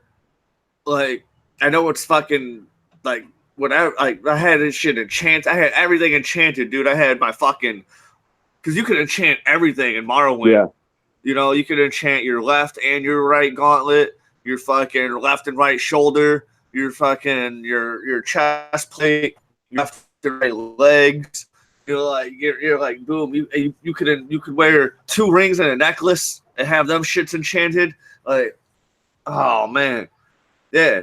And I was rocking. I spent way too much time on Morrowind myself. Yeah, I was rocking all that shit, dude. And I was still like, what the fuck is going on, dude? I'm getting my ass kicked way too hard. Like, I don't have any. I'm always broke. Like, what the fuck? And then I played Oblivion, and I'm like, dude, I always got money. I got my hand to hand fucking maxed out. I'm just fucking bare fist boxing everybody. And just beating the shit out of it. Like, dude, that game was so fun. And then the next one is even easier. You just fucking yell at them. You're like, raw! And then they fly away. Like, dude, when I started playing Skyrim and everything came out, yeah, it was just so immensely easy. But then you beat it, and after you do everything, you're like, you don't play it for a while. You want to go back to it. And then you're like, you start it, and then you got to sit through that long-ass cutscene in the beginning and create characters. And you're like, it's an hour later, and you're just now setting off. And I'm like, what's cool about Oblivion is you can fucking get good way early in the game. Like, if you go through the fucking portal shit when you're weak as fuck, all those enemies you can just fucking take down with just like a fireball spell. Like, you come in before like level 10 and you're just fucking you can smack like once those big dudes come out, they're like made out of fire and you gotta run away from them like right away because you can't take them out. And like, but you can climb up onto a mountain where they can't get to, and you can just start blasting them, fucking boom, boom, boom, boom, boom, boom, so hard that you start leveling up a little bit. But you don't want to level up, and you can level up as much as you want while you're in there because the enemies they stay at the strength that what they're supposed to be when you entered. Oh wow! So like, there's that fucking. So they don't gradually get stronger. I forgot about that. Until the game loads again. Like if you go inside somewhere and then it loads back, then I think they start to get stronger. But like, yes, there's that type of engine where like it can't predict you getting stronger while you're getting stronger, but then like once it has to like load again to a different scene, then it already loads that you're. I don't know. You know what I'm saying though. I mean, but that's pretty smart. I mean, that's if you think about like the evolution of a lot of those kind of games is then you come along a game like Dark Souls. When Dark Souls came out, everybody was like, "The fuck is this? There's no instructions. You're just kind of placed there." And it was so great because it made me feel so nostalgic of the old school games from like Super Nintendo and 64 where they didn't give me instructions. They were just like, "Here, play this, don't die." And apparently, I guess the creator of Dark Souls and George R.R. Martin are getting together to create a new game that's similar to Dark Souls, but it's supposed to be more story driven and a lot like bigger and better. Which, dude, I don't care how long that takes to develop. I hope it comes soon. You know what I'm waiting for? Gino and Mallow to get introduced into Smash. That would, oh my gosh, from Mario 64. Mario RPG, no, Super Nintendo. It was the Super Nintendo RPG. Mario RPG. One of the greatest games on earth. I loved that version. That was one of my favorite RPGs aside from the Final Fantasy series. Once I finished Chrono Trigger on my Let's Play series that I'm way behind on, I'm going right into Mario RPG. It is a fucking blast. I've been with my Xbox. I had just sent it off the service because my HDMI out port stopped working. I can't. It just won't. It just stopped working. I put a bunch of different cords on it. Didn't work. So I went back to playing the Nintendo 64 that we've got, and I've been playing Paper Mario like left and right lately. Dude, I tried to go back and play GoldenEye. I'm like, how did we even get like so fucking good at this game? This shit's so hard to play. You grew up with it.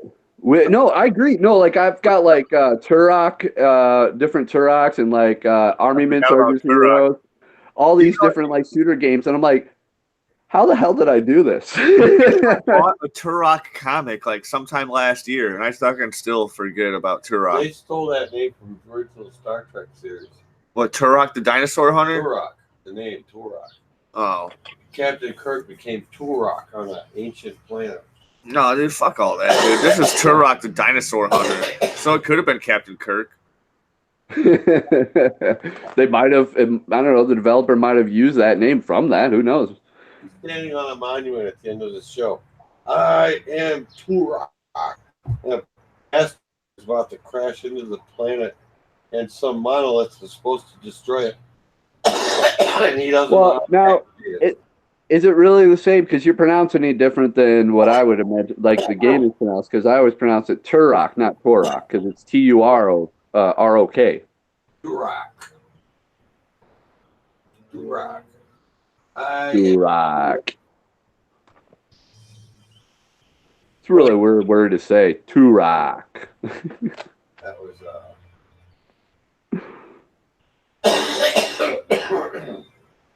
Oh. I'll find it. But no, dude, 64 is hell of a lot harder than I remember. Like, I agree with you. I don't remember it being this difficult. Even going back and playing Super Nintendo, some of like the old Mario games and stuff, and I'm like, damn, this is actually kind of hard. How did I get through this so easily? I felt like it was just so easy back then. Well, I can't call my dad. He knew all of them. He was an expert Tetris player. Remember Nicole? Hippie Nicole. I don't like to use every people's last names on my show unless we're fucking talking shit about them. But her dad, dude, her dad always played the shit out of Tetris, like on the fucking like Windows, like 98 or whatever. I don't know, whatever fucking Windows was out, Windows ME. I don't, whatever shit was out back then. He was always playing the shit out of Tetris on there, dude. He was a champ, dude. Like, you'd see him in like round 30, just fucking just casually just coasting by. Like, and the thing is, like, I remember that crazy crap, how it would get so high where it just, and again, it's one of those things where you played it enough where you just trained yourself. You just got so used to it, I guess. Because I remember just flying through Tetris. I'd find it boring in the first, like, 10 to 15 levels, and you're like, all right, speed up already so I can get it. And you'd screw up because it was going too slow after you were going the higher levels because it just dropped down so fast. Yeah. Then it starts going so fast you can't do it. You're just like, oh god, what do I do? What do I do? Yeah, like the first like 10 rounds, you're like pushing the down button so it fucking just goes right into place where you need it. You just like you're just spamming the fucking down button. But then like, yeah, dude, like after fucking round 10, dude, you're like, all right, it's starting to go to decent speed. Then it gets like 15, you're like, oh shit, this shit's getting hard. Like, whoa. It's kind of what I miss about a lot of the video games that are out. It's like, I watch our 7-year-old playing video games, and he'll play the easiest games in the world, and I'm like, this doesn't have any challenge to it. This isn't fun. Everything's spread out for you. Like he plays Minecraft Story a lot, and I think that is one of the worst games in the world. Minecraft is pretty cool, dude. I've seen people do a lot of cool shit on Minecraft, like build some fucking amazing shit. Minecraft Story, not regular Minecraft Story. It's got like Patton Oswalt as the main character, voicing the main character. I'm not joking. Awesome. And it's just basically a story-driven puzzle game, but it's so ridiculously easy. But when there is a challenge, he just like gives up and is like, ah. Like he'll play Nintendo 64 for like 20 minutes until it gets to a point where it gets hard, and then he just quits. And I'm like, dude, no. The whole point of it back then was it was a challenge. It was meant to be a challenge. Yeah, dude. Because when you beat the challenge, it feels great. Play that shit 20 times, dude. If you don't figure it out by then you can give up, fucking start thinking about a strategy, like while you're playing with your action figures, like, oh, dude, I got it. Then go back to the game, like, all right, I figured it out. Boom, boom, boom. That's the way it was when when I was playing, when you'd play Zelda, 64, it was, you try to get a boss battle and you go into one of the dungeons, like the water dungeon. I hated the water temple. Was fucking, I think it was the easiest one for me. See, it was the whole raising and lowering levels because I'd always skip ahead by accident and open up a door that I shouldn't have opened up with the key that I shouldn't have used, and then it's going to take forever to get all the other keys, and it's a lot more difficult. Because if you didn't do it just in the right pattern or something in the right pattern, you're going to end up dead, or you're going to end up spending an extra like 4 hours just in the same area. On top of the 4 hours you'd spend in that one area. That's the other thing too. Games end so quickly now. I could, play a game and rush right through, beat it till the end, and it's just like that wasn't fun. That's why I loved the adventure games. Like when Skyrim came out, man, there was so many with it as open world as it was. There's so many things to discover, and you had to find, and it just got bigger and bigger and bigger. Did you see the Final Fantasy VII remake is actually a thing now? It's like there's a playable demo, all this shit. It's actually a thing now, right? Right. So this game is not even the full game, right? It's 2 Blu-ray discs, but it only gets up to the point where everybody escapes Midgar. Still at the beginning? Holy crap. It's 2 Blu-ray discs worth of info right there. And just to get to that point in the game. That's 8 hours of movies. Well, I mean, you look at the original one from PlayStation. Wasn't it like 4 discs or something like that? It was 3 discs. Yeah. But the first disc was did that end at that point? And then the second disc was actually the biggest one, where it had most of the story. Then the third disc was I the want to say it was. I want to say it was. Because I remember having to switch the disc over, and you're just like, God damn it. yeah, like save your progress. Like an insert memory card, all that, whatever. The kids these days don't have to deal with that kind of crap, and it makes me kind of sad that they didn't have to deal with those heartaches. And maybe it's because everything, all the games are a lot easier now and stuff like that. They just don't appreciate what it was like to play these games and how difficult it was. Because I'll tell you this, like, our kid, he'll sit there and play, and he's just like, "How did you even do these as a kid?" And honestly, again, I go back to, I don't know. Dude, I don't know how I was able to beat all these. You just memorize the patterns and shit, dude. Like that's what that one movie. That's why that movie Pixels, the Adam Sandler movie, that movie was not that bad. Oh yeah, that movie was not that bad. Kevin James was president, dude. That's fucking hilarious. Like, the Adam Sandler movie, what was it? The one that just came out on Netflix with Jennifer Aniston. Surprisingly very good. I don't know if I saw it. I know I saw the one fucking. It's something vacation. Huh? It's called like something vacation or something like that. No, I forgot what it is, but it's really good. I saw this one that was really good. It was like a fucking mockumentary movie where he was like some sort of like producer who was some sort of like producer that like he was like the most obnoxious dude ever around, but he all like everybody knew who he was. Huh? Sandy Koufax. Yeah, Sandy. That shit was an awesome movie. I still say one of my favorites is of Adam Sandler was Punch Drunk Love.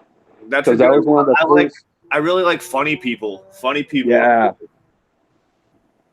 Well, like Punch Drunk Love was one of his first ones that I'd seen where he didn't play that silly, goofy guy. He played a guy who had like some serious issues, and it was kind of funny. You know what's crazy about that movie? That's his weirdest movie he's ever made. That's probably my favorite of his.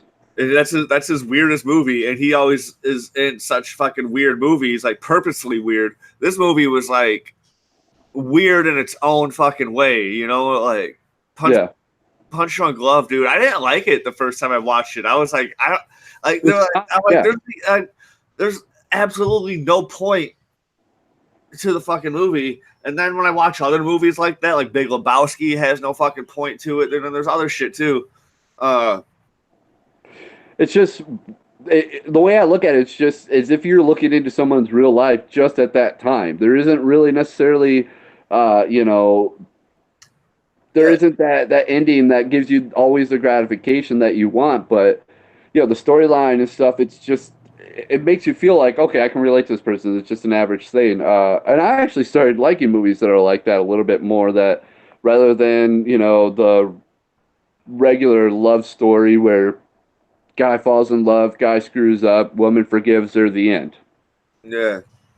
Those are boring. That's just like I'll sit there and Emery gets so mad when I sit there and criticize TV shows and movies.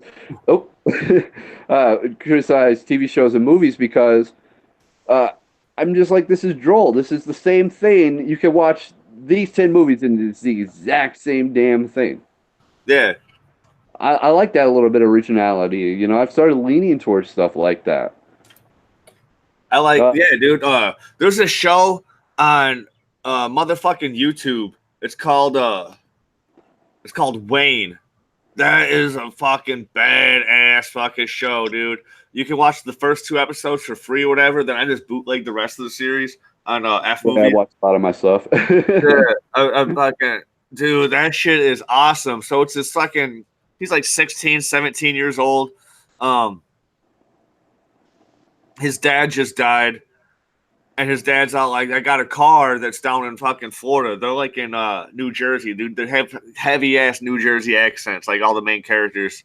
The fucking dude from the insurance commercials. And he's also in Brooklyn Nine-Nine. The fucking Vulture in Brooklyn Nine-Nine. He's in that shit, dude. He's Wayne's girlfriend's dad, and like, I don't know, like both Wayne and his girlfriend, they're both badass, dude. Like Wayne just like beats the shit out of everybody. He's like 16, whatever fucking years old, Dude, he fucking punked out fucking his girlfriend's dad because he's like, you ain't fucking taking her nowhere, blah blah blah. You know, because he's all like, and he don't even say shit, dude. Like Wayne barely ever talks, dude. He just beats the shit out of people. That's good. You know what show I actually I power watched it because it was bootlegged it, but Kidding with Jim Carrey. Have you heard of that? No. Okay, so Kidding, okay, we all grew up with Ace Ventura, Jim Carrey, but we know he can play serious roles. Yeah. And unless he's pretending that he's possessed by the ghost of Andy Kaufman. Yes, probably. I mean, that's what he did for Man on the Moon. The whole Man on the Moon, dude. He was like pretending that he was possessed by the ghost of Andy Kaufman, and like everybody was like sick of his shit. Very method actor, right? Well, in Kidding, he plays this guy who's kind of like Mr. Rogers, and he's been Mr. Rogers, this type of character's children's show with puppets and stuff like that.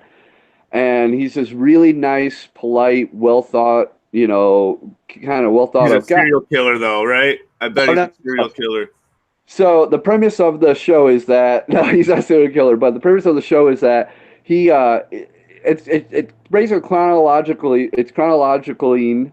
Can you say that word right? It's following him in his mental breakdown. He had twin boys. His wife was driving their van with the boys in the vehicle, and they're probably like 14 or something, 13 or something like that. Ice cream truck smashes into it, kills one of the twin boys. So where the show is already after the events, and him and his wife are separated, and he starts going through this character change and progression of he's learning to be angry again, and he's figuring, he's starting to become angry about stuff, and he's dealing with the death and everything in such these unhealthy ways, and he's bottling all this stuff up, and it's all 10 episodes just go down, and he just starts freaking out a little bit by the end of the last episode. He has all these different kind of meltdowns, and Jim Carrey's the way he portrays that character is phenomenal. It's one of my favorite roles he's ever done, aside from like 23 and like The Majestic and stuff for serious roles. Number 23 is one of my favorite movies ever. Oh, dude, 23! I love that movie, man. That movie blew my fucking mind. I love that movie so much, dude. And the Fantastic. I was tripping on acid for like 2 days, and I was just fucking just watching that movie nonstop, dude. Like, watch the Fantastic Planet. There's this other good series, dude. It's a YouTube original called motherfucking Cobra Kai, dude. It's the resurrection of the Karate Kid series, starring all the original actors. I've seen pieces of it, and it's supposed to be from like the other guy's perspective or something, where he's not the bad guy. Yeah. Ralph Macchio's character is the bad guy. Yeah, dude. The end of the second season is fucking, dude. Yeah, it's good shit. I'll have to check that out because I never really watched it. I've only seen like scenes and stuff from it, but every time I watch those, it's like, dude, I like pretty cool it right away because the main character is the dude from was the Karate Kid's arch enemy. Yeah. The Karate Kid. So like he just wakes up and he just lives in this like piece of shit apartment, dude. And he's got like Coors Banquet fucking cans and bottles like everywhere. And I was like, that's my fucking dude right there, man. Like, spirit animal. My favorite cheap beer. It's good. That Coors Banquet's actually good. At least you're like cheap beer isn't like Natty Ice or some crap like that. Oh my god, dude! Like Natural Light down here is like just that's what everyone drinks down here because they're all like rednecky and hillbilly, and it's just Yeah, of course. Of course, then again, with up north, it's Milwaukee Beast, so it's the same piss water. Milwaukee's Best is pretty good. Taste the beast. Hair of the dog. Oh, what happened to the dog? Hair of the dog. The hair of the dog. Speaking of dog, one of the worst beers that I ever tasted, what was it? Like Red Bull, not Red Bull, Red Dog. I don't think I've ever had it. the Red Bulldog on the as the label. Oh man, that was awful. That was the worst beer I've ever had. Apparently, it was like the cheapest beer too. I had it when I was like 17. My sister uh, bought a bunch of it because it was cheap and was having a poker night at her place, and she invited me over. So I went over there and drank beers with my sister and her friends. And that was, oh my God, I got so sick that night. I never went near that shit again, ever again. You know how you can tell a good beer? If you can drink it warm, it's a good beer. No, see, I know, I'll completely agree with that. Like, if you could sit there and wake up after you've been out, over and drink the beer and it's warm, and you still drink it. Yeah. Open the door and just peed in the yard. Now you got to put the sweeper back on. I don't know. I had to pee, man. It's just what you do sometimes. I'm ready for that too, because I've already outside. We're men. It fertilizes the lawn. It kills it, actually. It does kill it.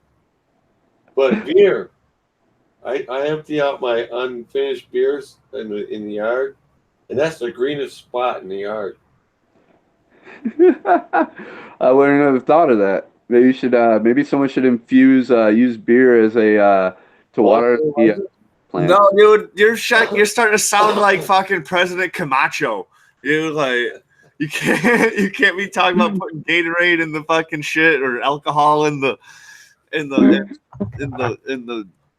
It's what plants crave.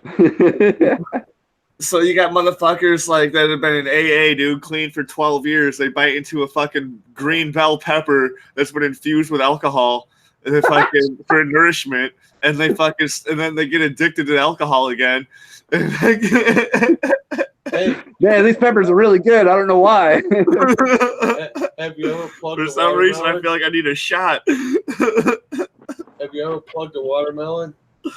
Oh, yeah, I've done that. That's like old school stuff. Pop it full of tequila or Whatever. vodka. Yeah. Oh, shit. Sorry. I had to plug in my phone real quick. Now you're Dave, right? Yeah. I work with a guy. His name's Dave.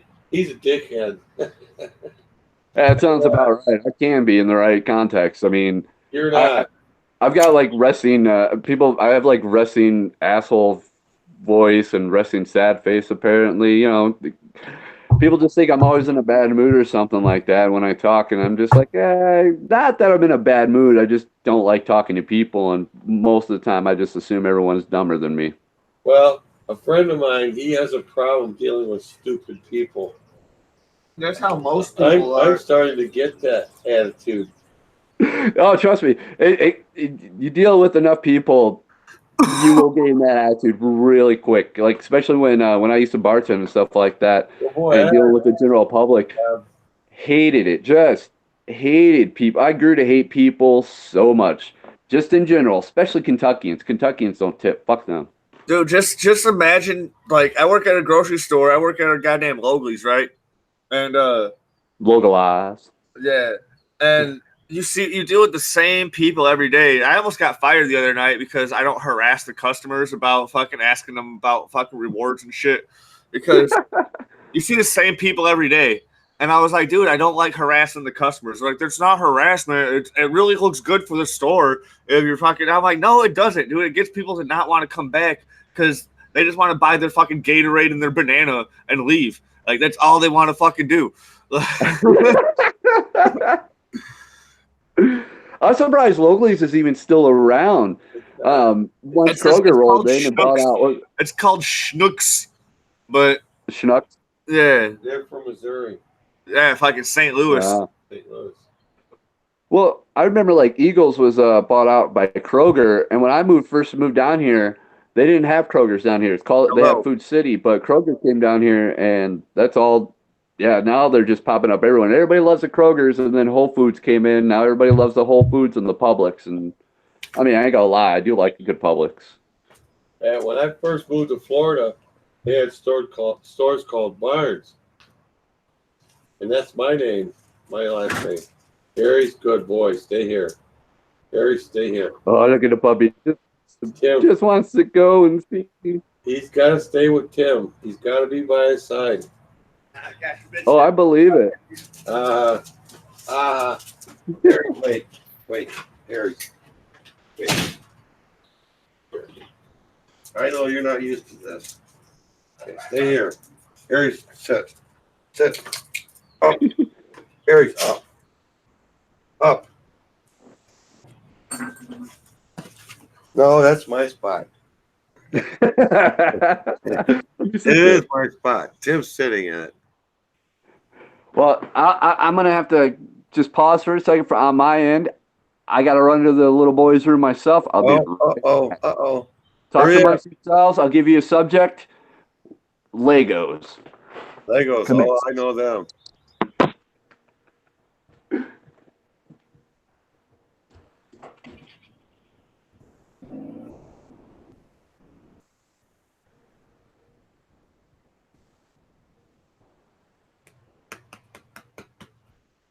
Stay here.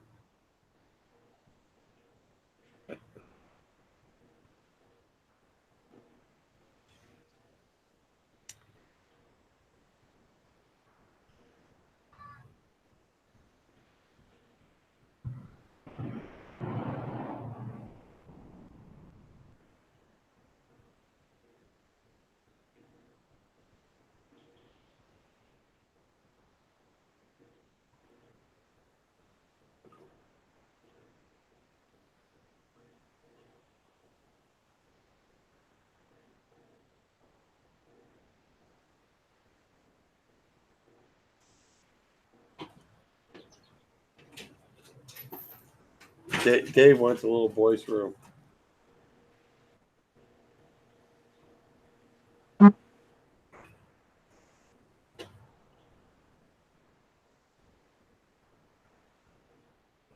Stay here.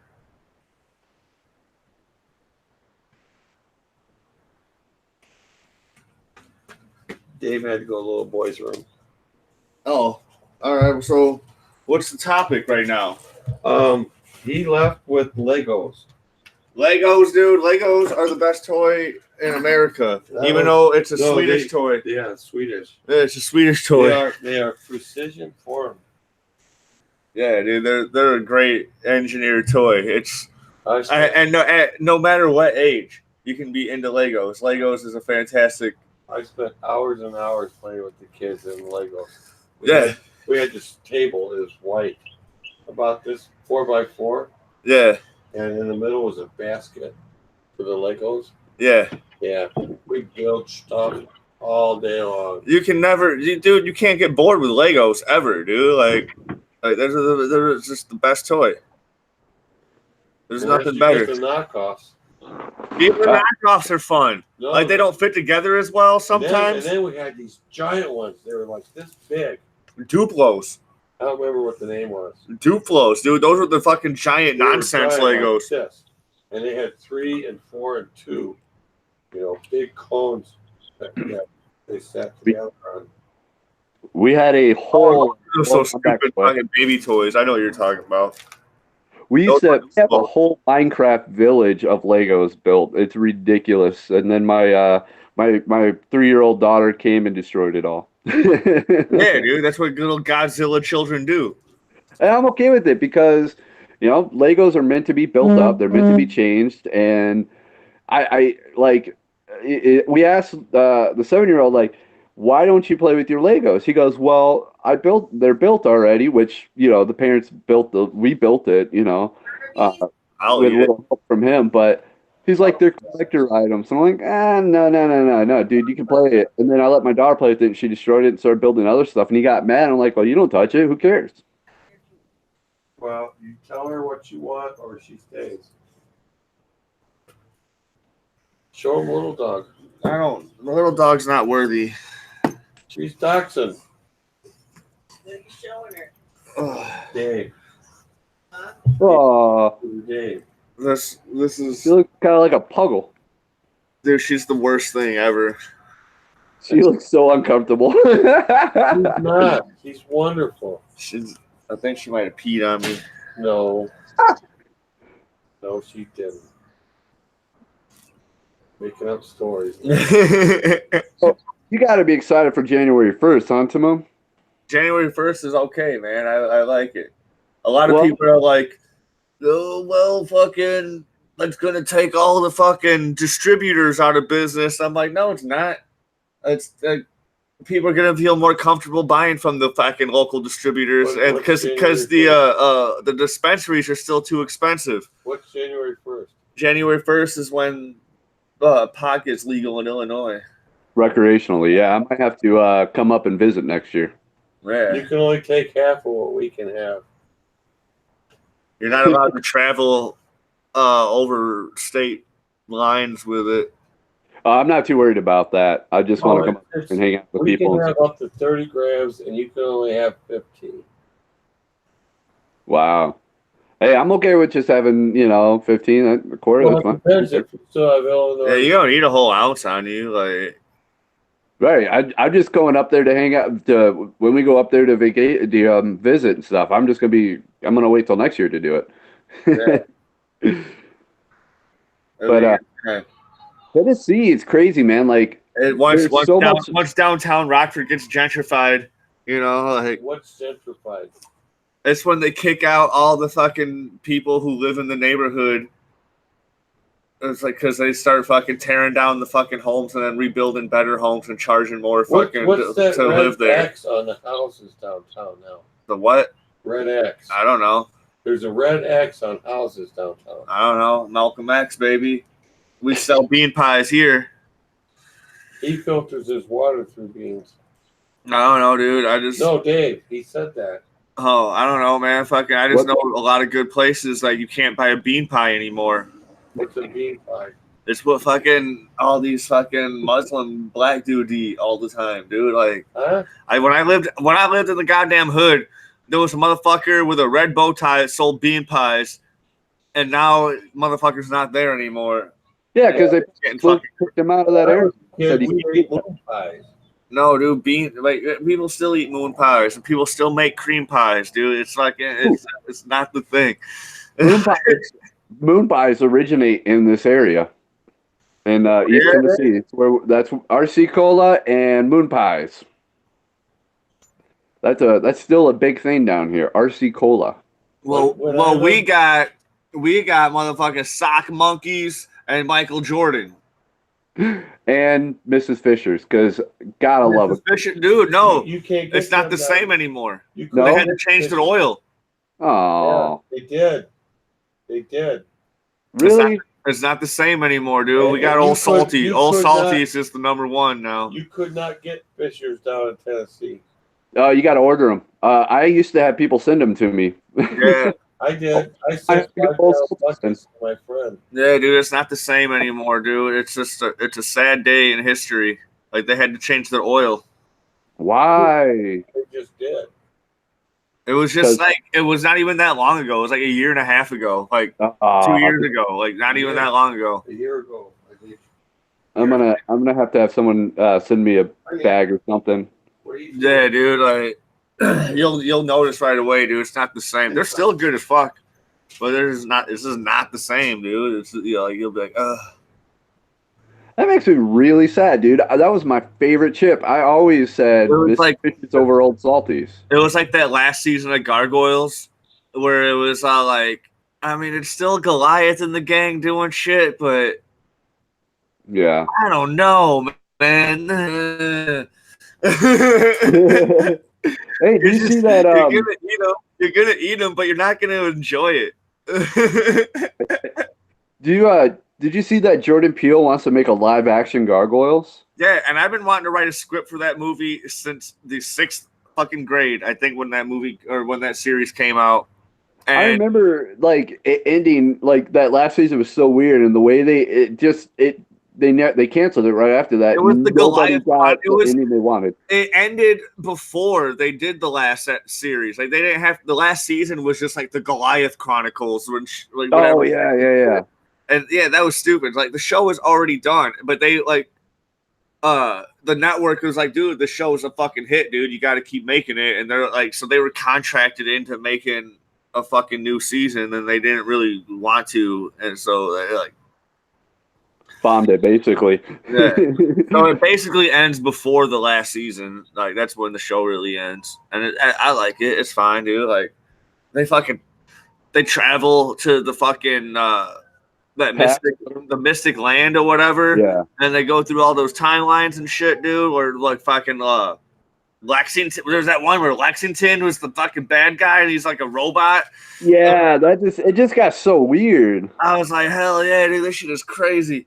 And then there Goliath's daughter's name is Angela, and so like, and the obviously he had the child with Timone, so like there was the demon and the angel, you know, fucking there was all this sorts of cool symbolism in that show, dude. Like it's like if Jordan Peele don't get this shit right, dude, I'm gonna be mad, dude. If I can make Beth's in there, But he grew up with it too. He's around our age. He just he grew up with it too. So Yeah. I really, if he wants to make it that bad, I believe he'd probably do it right. Like when you get stuff like that, those passion projects. I want to be able to like just email him a bunch of notes that I have. Dude, like make sure it's only based on the first 5 episodes. You know, fucking maybe if you need to add some more shit in, like tie it like to make the lore make a little bit more sense into like a fucking like a trilogy or maybe even a 5-part movie. I think if it was like a 5-part movie series, dude, they could do this shit perfect. Like the original Planet of the Apes shit.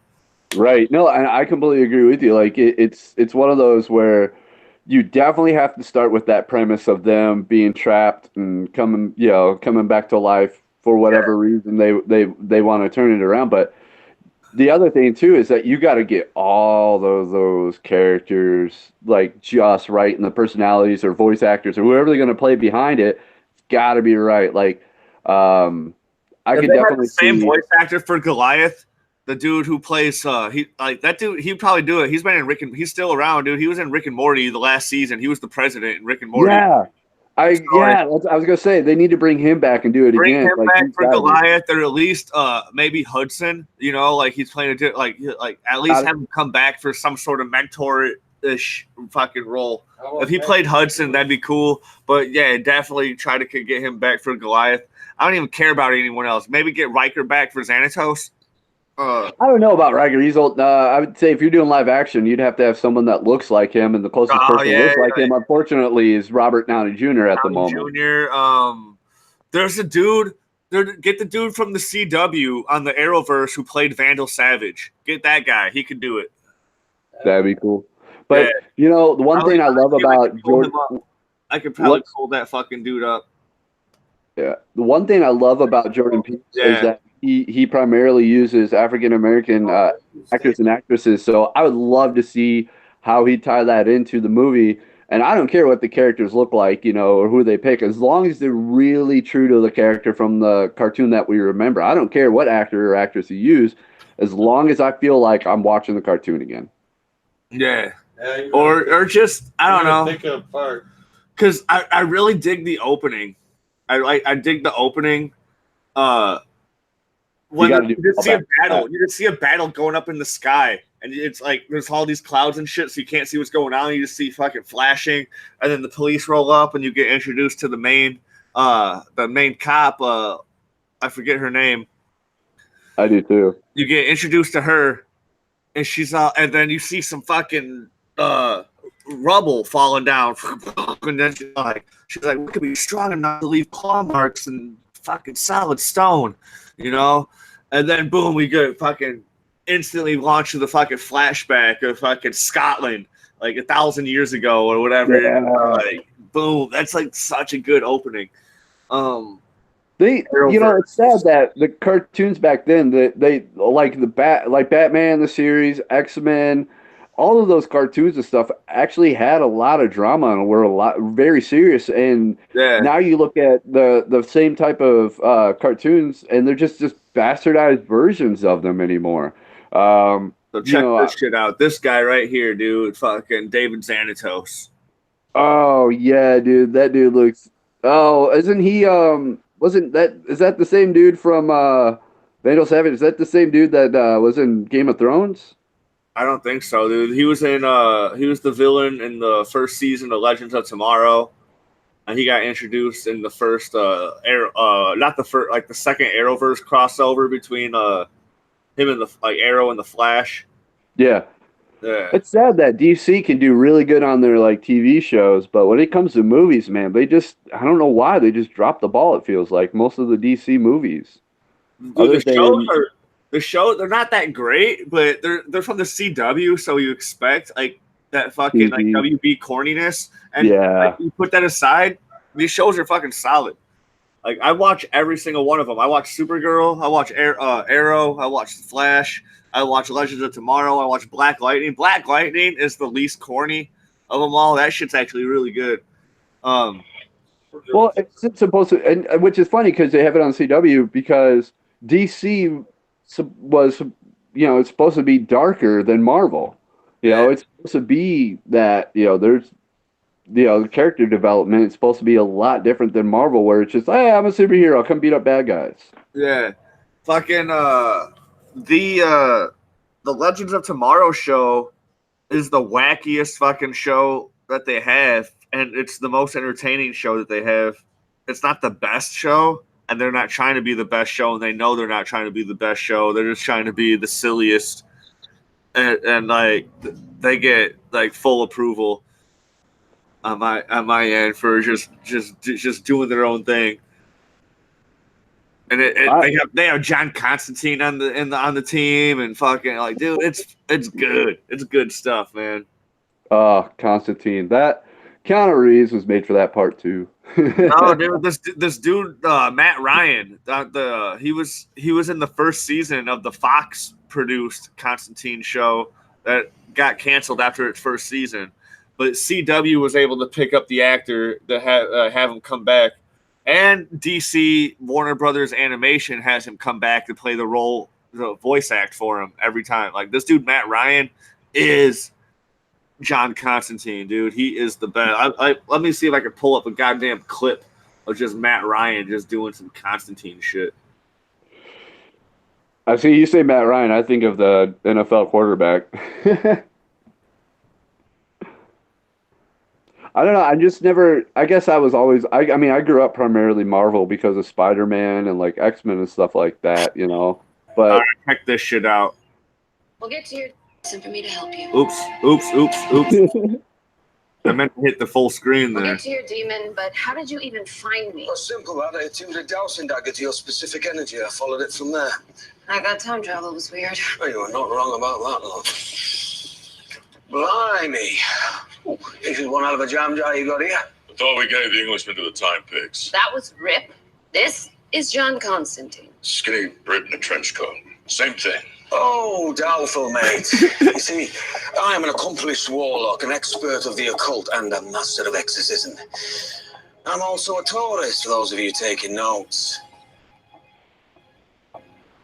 The Nancy totem. That belongs to her granddaughter. Same totem, different vixen. She's from 1942. You were saying about the warlock thing. Accomplished warlock, mate. Well, I am charmed to know another who bears the family name. It's not her. So, what's your story then, handsome? I'm from another Earth, and I'm spoken for. Yeah. Die. Anyway, this is too much for me. I want to watch TV. I've nearly finished assembling our new nanite pistol. Soon it's going to be, look out, Darks! One blast of this baby, and Damon's going to wish he'd never come back from the dead.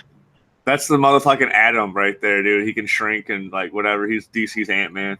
You know the Atom. Yeah. Yeah, but can you tell that dude used to play Superman in the Superman Returns movie? I was gonna say he looked really fucking familiar. But yeah, dude, this show's good, dude. Yeah, Captain Cold is on Earth 2 is gay, and that's who the dude from Prison Break was playing. You see, they got the two actors from Prison Break in this show. Oh wow. The one dude who's like, I'm spoken for. That's the main dude from Prison Break, and then the other dude's all like, fuck all this shit, dude. I don't give a fuck. That's the dude he's trying to rescue in the fucking first season. And like, well, it's like Constantine. The way they portrayed that version of Constantine, I like. Very confident. That's comic kind book Constantine right there. That's how he is in the comics. I like that. That's pretty cool, man. I might have to check that out. Yeah, dude. I got his first appearance in Swamp Thing number like 35 or some shit. I don't know. It's one of those. I got his first appearance, but that's not his real first appearance. That's just some dude in the background that looks like Sting. Oh man, speaking of wrestlers, you know our not that mayor here, Sting, not that Sting, the singer. Oh, what? Because that's what John Constantine's based off of. He's supposed to look like Sting. I can see it a little bit, yeah. I don't know. I see Sting and man, yeah. I But the don't know. yeah. What about wrestling, dude? I work for WWE sometimes. So you know who the Knoxville mayor is, right? No. He's Kane, the guy who plays Kane. That's our What? mayor. I've Yeah, met look it him. up. Look it up. Look up Knoxville, Tennessee mayor, and like I've even met him. he did a bit where he was making some sort of announcement or something, and he chokeslammed he fake chokeslammed one of his assistants. It's pretty cool. But yeah, our mayor is Kane.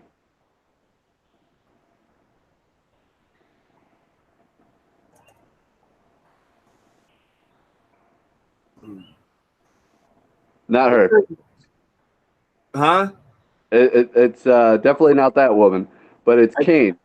It says it's this lady. No, you gotta look up the city, not the mayor. Is not the. I said Knoxville mayor. No. Yeah, Tennessee. Knoxville, Tennessee mayor, dude. It's this lady. Put in Kane next to it. That's the next search. Yeah, there you go. Yep. So he's not mayor yet, but he's about to be. Yeah, but yeah, pretty much. That's 2018. This is a 2018 article. So yeah, he's mayor. Yeah, he's our mayor. I don't know if he's done any good or not because I don't pay attention to local politics, but he's. Let's listen to this. Met with pretty resounding laughter. That a professional wrestler could think that he could be mayor of Knox County, Tennessee. And if anything, what that did was that made me want it even more. Because what they were saying was forever the wrestler. He's one of you. Who would this normal person, what would he possibly be thinking that he could be mayor of Knox County, Tennessee? Dude, it's Tennessee. Motherfuckers are gonna vote for a redneck. No matter what. Oh yeah, exactly. No, and the dude is, dude obviously is.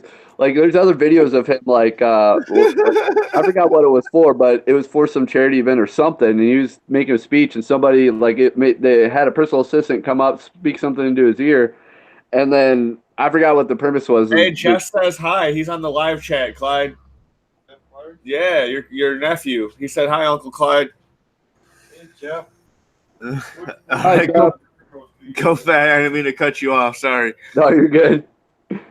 But he chokeslammed this assistant or whatever because the assistant screwed up. It was all a bit, but dude, it was hilarious. He put on the Kane mask, the Kane music came on and everything. He just chokeslammed the dude. That is hilarious. And then he goes back to his speech like, yeah, that's just, that's what it is. Sometimes you got to chokeslam a bitch. Looks like he's crying in this one. It does, doesn't he? But without the mask and everything, he just looks like a regular redneck. Here we go, man. That's his voters right there. Unfortunately, yes. There's a lot of them down here. Shit. Oh my god! Like, Tennessee is such a weird state because you go west to 4 hours to Nashville. And it's completely Nashville itself is a very liberal city, and that's where they're trying to legalize pot themselves. I really like this one. This is American. That's what you can get right there. He should have to wear the Kane mask anytime he makes public appearances. That shit is beautiful. Oh man. I can't even didn't hear about that. That was like national news that Kane, became our mayor. Dude, Knoxville has we've been in the national news so many times. It's ridiculous. Tennessee itself and like our area, like the preacher the preacher who got fired as a cop or whatever, who's saying kill the gays and stuff like that, is roughly quoting him. That dude's in Knoxville. That dude's 20 minutes away from here. That is crazy. Yeah, we have so much weird and crazy shit that happens on here because it's Knoxville itself, because of UT, because the University of Tennessee's here. It tends to be kind of with younger people tend to be a little bit more liberal and so forth. Huh? I was talking to Clyde. He was like playing with this thing, and he just got both the knots out of it, like a fucking sport. Aircraft cable. That's what a fucking true sport does. I didn't want to do it because they were too far into the. They were tough. I thought about doing it just because they were fucking with my OCD, but they were too far along, like in the fucking rope. I was like, this is gonna take a long time. I'm just gonna have to just be not nearly high enough for that. I'm gonna be anxious every time I look at this rope. That's all I'm gonna have to do. That's the only solution. Harry's tied the knot, and it was tight. He's got the strength to do that. Yeah, Aries is retarded. Little puppy dog don't have strength to do that. He is retarded. He's got that retard strength. He's not retarded. I mean, he's hard at it, and like he does shit on purpose just to piss you off. So that's kind of retarded behavior.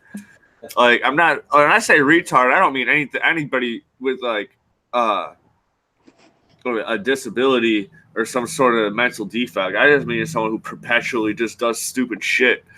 Like that's called being ignorant. Yeah, that's a goddamn being ignorant. That's a goddamn retard right there. Like. There he's retarded. He's on my motherfucking homie with Down syndrome. No, that dude's not retarded, dude. My homie with autism. No, that dude's not retarded, dude. Like my homie that keeps going to jail every weekend. Yeah, that dude's retarded. Like, if he happens to have Down syndrome, that's a different story. But we grew up like, well, it's funny you mentioned that like the whole political correctness thing, but that to a lot of us that just means stupid, Yeah. It doesn't mean mental disability. It just means you're being stupid, you're being ignorant, and I hate ignorance, man. Ignorance is when you refuse to accept what is true. You just go along and play stupid. There's so many ignorant people down here. Dude, I bet, dude. I would have so much fun just like trolling everybody. You probably get tired of it, don't you? I work with this guy. He's got a rap sheet about a page and a half on the internet for our local county courthouse, right? His name's Ray Adamskey. And he's in so much trouble, and he claims he didn't do anything. You can't be in that much trouble and not be a part of it. You just happen to be in the wrong place at the wrong time, and all of those. No. He's got a rap sheet from elder abuse, financial elder abuse, having burglar tools in his car. Don't miss those. And all kinds of stuff. But he didn't do it. I like as we're talking about people in prison, the sirens pop on in the background. Well, he did spend some time in I'm not even in. I live in Machesney Park. I don't even live in Rockford. This shit's peaceful. And that just happened. I think that it might have been an ambulance because there's a lot of people with like heart disease and shit out here. Well, Machesney Park, Arkansas, man. It's all old wannabe rednecks. That good Schnook's Bakery, man. Them donuts, 50 cents after 7 p.m. Holy shit, man. I load up. I stay up late for them donuts. They're 50 cents after 7 p.m. Come on now. Come on down to Schnook's Bakery. You could start you could be a street vendor for the cops. Oh, dude, that's great. You get your cookies, your rolls, your fucking bagels, donuts, everything. 50 cents after 7.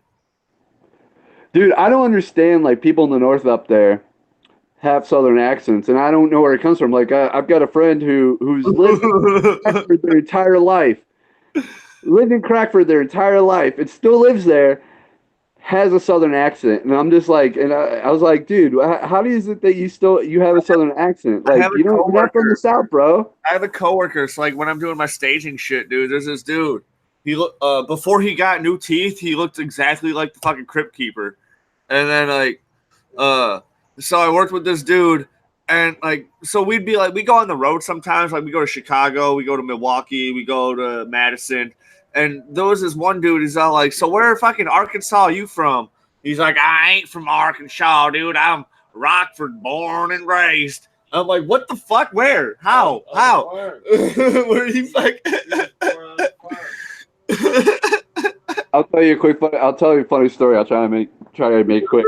My ADHD will go off on tangents, but so I just moved down here, right? This is again like a little over 8 years ago. I just moved down here. I don't know what the culture and everything like. It was a huge culture shock. What? So I go to the bar. This is probably about like maybe 2 weeks being here. I finally find a bar and I go into it, and I go to ask the bartender. I'm like, so what's there to do around here? And my accent, is pretty northern and pretty thick at that time. And this old drunk redneck turns around and goes, "Where the hell are you from?" I go, the Chicago. Anybody who escapes Crackford will sit there and just say, "I'm from Chicago." So I'm from the Chicago area. And my granddad's Don Dillinger. I plugged in that speaker, dude, to make my mic echo. It might. It would. So he goes, "Oh, you're here." They can. It can. You're. If David can hear you, my mic can hear you, so you're still in the show. I Yeah. can't hear him well enough. But I want to hear his story. I don't know if I can off this make seat. my side any louder." So I can't do it. Kick Aries off this seat. He's too comfortable there. I was just like, hey, dog, move. That's all you gotta tell him, and he will. I know he will. He just doesn't want to move them. Yeah, I get it. No, I think I might. You think he might? Bring my. I don't even remember the story you were telling anymore. Tell him. Oh, okay. No, it's okay. So I just moved here. It'd only been a couple of weeks, and I found a bar finally. And I get my drink or whatever, and I ask the bartender. I go, "What's there to do around here?" And the guy is like, "Where the hell are you from?" Where are you from? Yeah. All right. Yeah, I'm in it now. So I was like, "Well, I'm from the Chicago area." He goes, "Oh, you from Illinois? Aren't that right?" I go, "Yeah, it's Illinois." So I turned back to the don't bartender. do that. You don't do that. Yeah, you do. You don't tell him it's Illinois because that just confuses the fuck out of them, dude. You can't.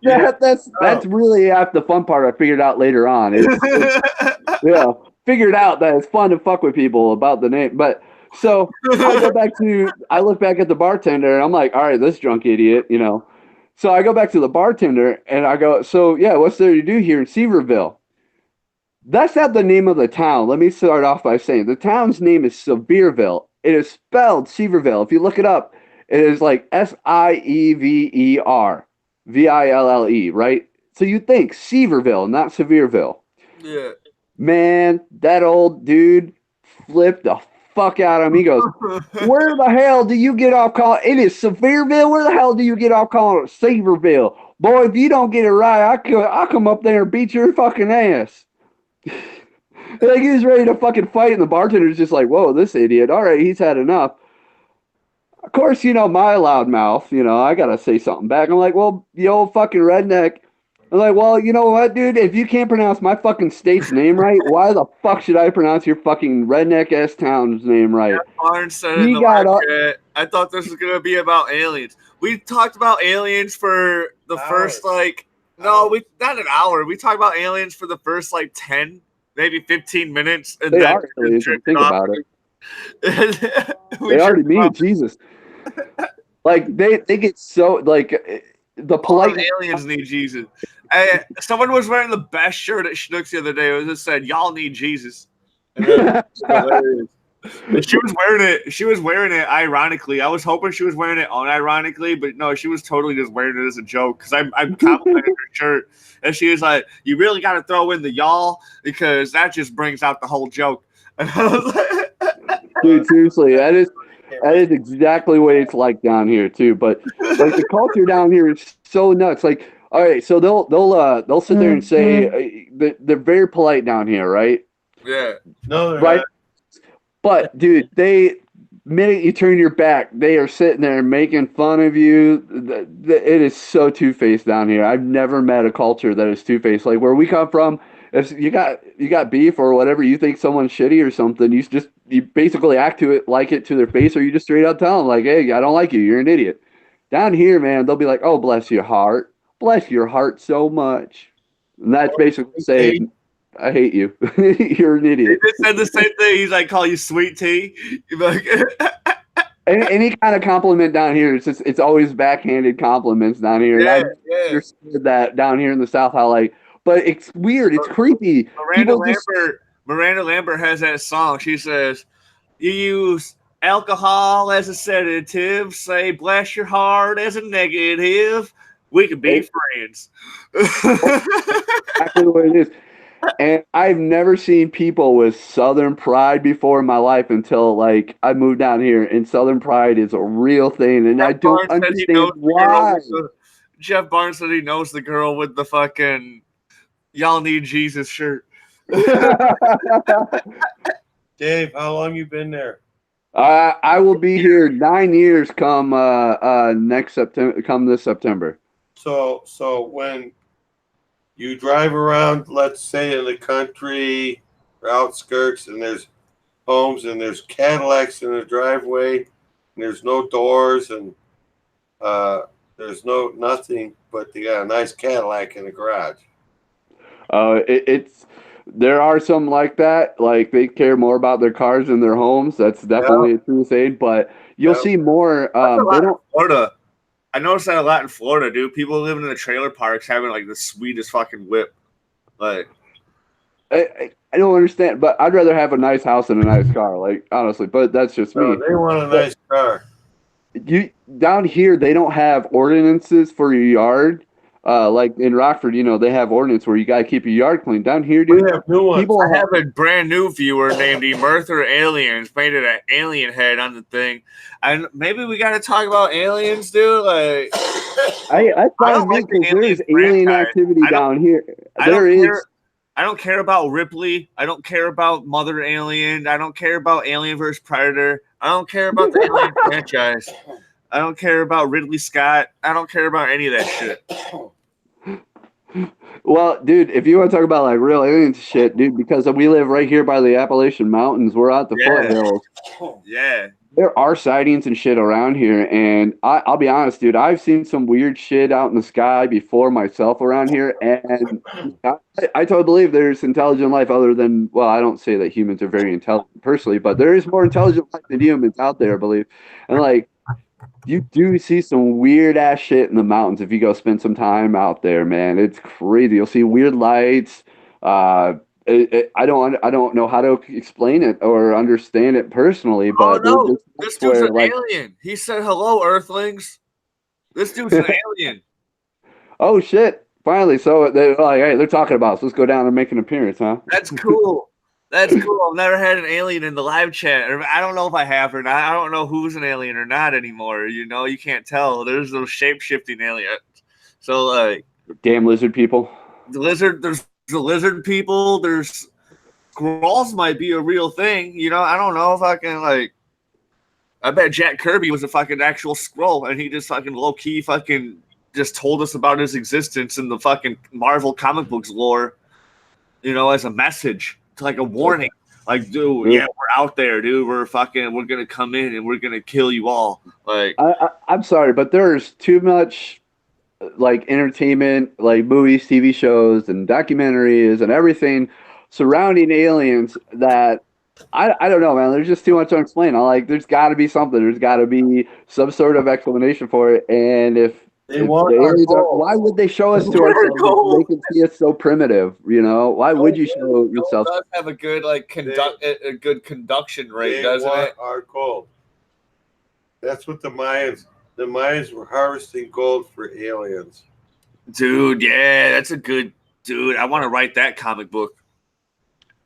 I always wanted to do like a movie or like some sort of series based off of, you know, how like you know, in the Bible, how like the whole point of like Satan and everything was, you know, give humans free will and everything. But if you look at, I want to look at it from the perspective of it being aliens creating the human race, and that story of like Lucifer, you know, battling against the other. It'd be like scientists versus scientists or whatever like that, say no, you got to give humanity a chance and stuff like that. I would love to see a movie or story based off of that, but like from like it's actually aliens creating humans, and that would be the twist of it all, and that's where all these religions and everything got founded off of.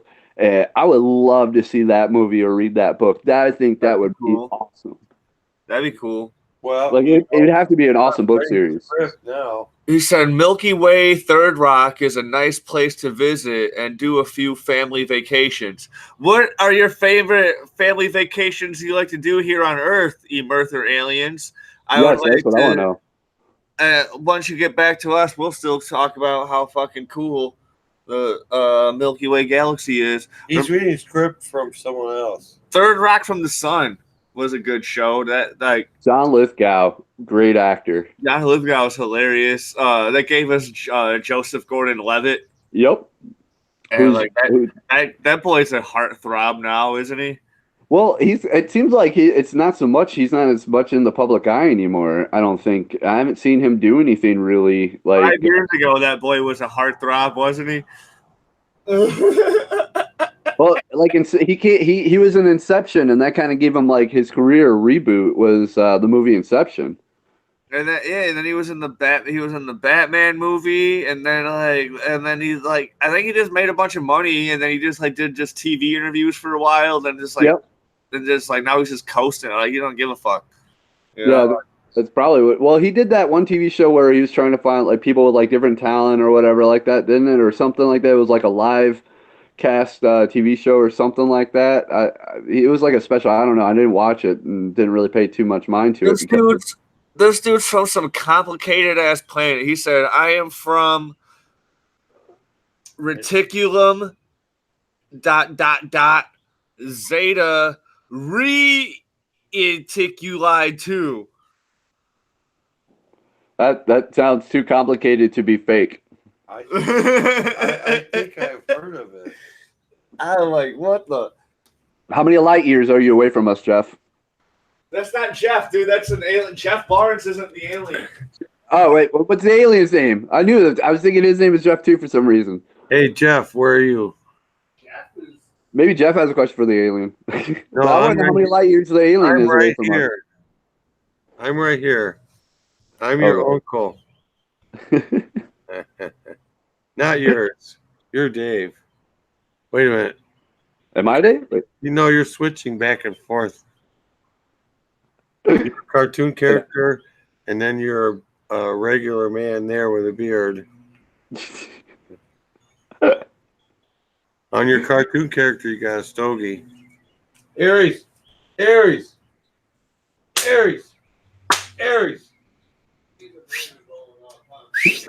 Come here. I don't know how many light years is the alien away from us. I can't answer that. Oh, he went to the little boys' room out in the backyard. This is McChesney Park. You know, it's kind of like Southern Illinois. Yeah, I know. Like, the way I've learned to think about Illinois is that you have like Chicago and the surrounding areas, and everything else is just country. Well, you get down to Bloomington Normal, and you'll start picking up an accent. I've noticed that, like when we get people in from out of town from Illinois, and they say they're from Illinois, I'm like, oh yeah, cool. What part? And then they say they'll say like a Southern Illinois town, and I'm like, and all of a sudden, like you just get disheartened and you just feel down because you're like, oh, you're one of them. You're not like us. You're not like us from the north. You're a different kind of breed of Illinois. We don't associate with your kind. Well, my ex-wife and I used to show dogs, and What? we had this one couple that was from the Bloomington Normal area, and they're really cool. I mean, really, and Roger and I, we really got along great, and he had a heavy Southern accent. That's crazy. Like, Yeah. like you're from the Midwest. Shouldn't you have like close to Minnesotan? Like, don't you know? Or you go up to the Upper Peninsula of Michigan, the Upers. Yeah, the UP, dude. There's some good pike and muskie fishing up that way. I've been there a lot, and it's like, yeah, hey, what, hey? What is going on, dude? What happened? Okay, well, here, I can back up. Jeff's at work listening to the show. That's a badass. Jeff's still working? I've been on I've been on somebody else's podcast while I was at work. So like, Really? Hey, there you go. he said he's 39.3 light years, 12.0 parsecs from Earth. Parsec. You can't no. That's You can't tell us parsecs. That's a Star Wars reference. He's Apparently, making me not believe he's an alien. Apparently, Maybe it that's the thing. Jeff says he's at work. This dude says Zeta Hercules Moving Group. I don't know what you guys asked him for him to say that. I want to know how many light years he was, but how many light years he was originally away from. So that's probably that's probably what his galaxy is called. Okay, so then he's just here basically, and I'm assuming that the other part is whatever he called it is Zeta class or whatever. It's probably like the tourist group that he's with. Cool. Sick. Like how many? I want to know. I'm asking the alien this. Like, are you coming as a tourist group? Is it something like where people will head up on a bus and go to like Disneyland and shit like that, but you're just coming to Earth? Is that what the deal is? That'd be cool, man. Like, just like go to the amusement parks for fuck. I don't know. Actually, the amusement parks probably aren't fun, dude. You probably gotta. I bet they just do cool shit like enslave us for like a couple months, and then they like rotate leaders. Hey, let's go ahead and probe this guy. Dude, they don't need to probe us. They just do it for fun. Dude. That's what maybe the 1% are all just aliens. They're lizard people. That's different. Oh man, are those the people who came from the Hollow Earth? Yes, they're the underground people. They're the lizard people. Even though the idea is that they kind of look like lizards because they're living on the underground. That's how they evolve. Blah blah blah blah. Oh no, this dude's officially a troll. He says we're without the it says we're, but he means we're. So it says we're here to intermingle with you Earthlings. Whatever happens stays in Vegas, right? Question mark. So, yeah, you're not an alien. You're a troll. You're not an alien. Come on, man. That breaks my heart. I wanted a real alien. The whole parsecs thing through. I'm like, I don't believe parsecs is a measurement of. It says, see, we can be funny, comical, humorous too.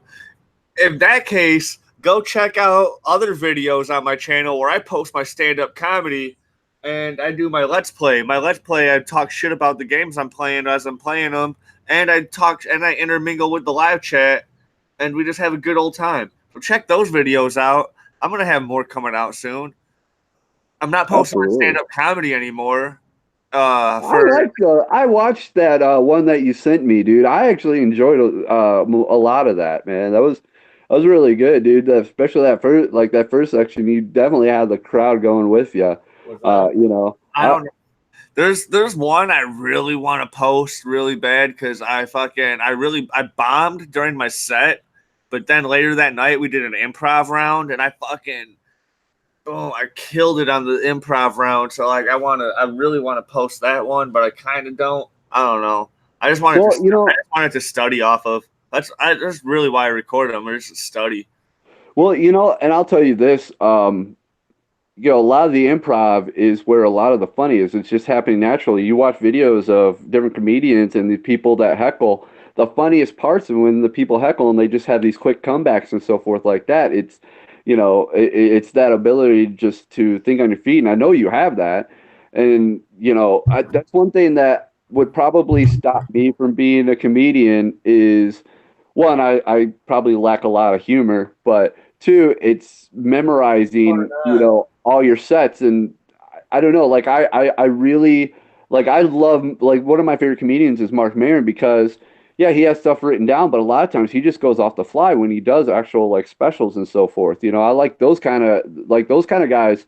You can get a lot of respect from out of like to or give a lot of respect to A because of the lot of fact my that jokes are just notes that I write down when I'm drunk and I forget like what the hell I'm even talking about. But sometimes I'll write down a full joke, but then when I'm saying it, you just go off the rails a little bit.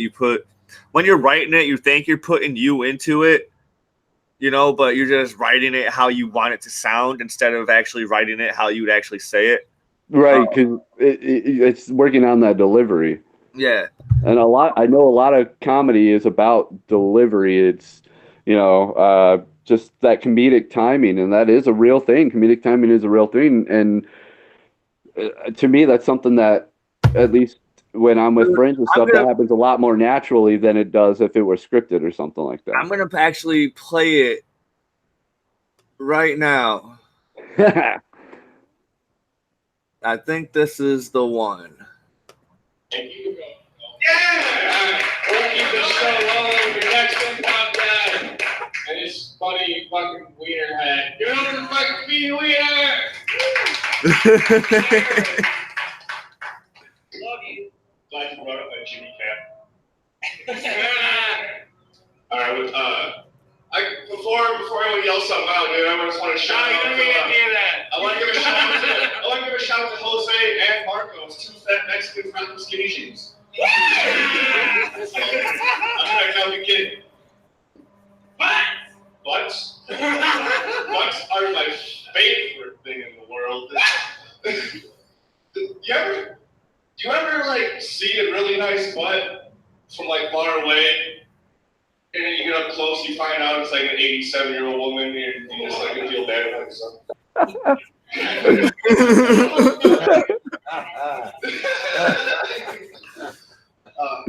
don't know, next. Little Mermaid!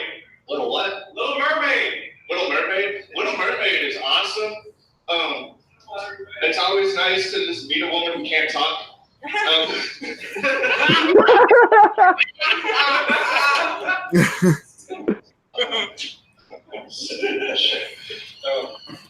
All right. Losing your bite. Losing my bike. I think Joe O'Day stole my bike. Really.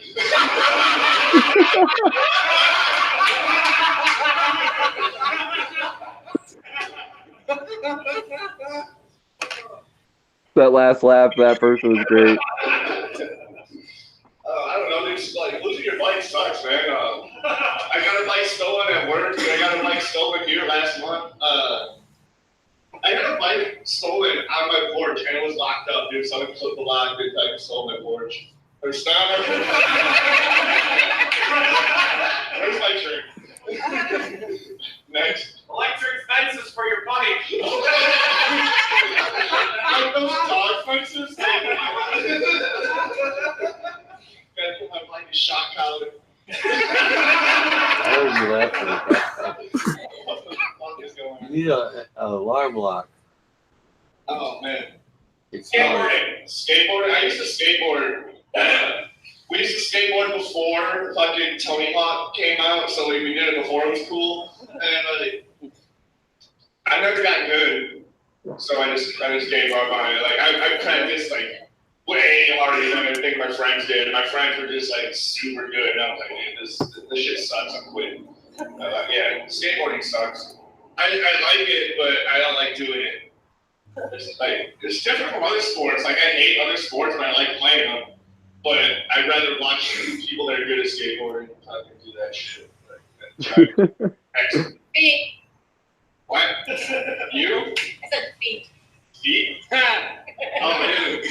No, we were having this conversation about foot fetishes, and yeah, and I was like, dude, like that shit's fucking gross. And this one girl's all like, no, feet are fucking awesome, they're fucking cute, and blah blah blah. And I'm like, yeah, that may be true, but I'm not having sex with them, dude. Like she's like, who's just talking about having sex with feet? I'm like, the whole fucking shit started on foot fetishes, you dummy.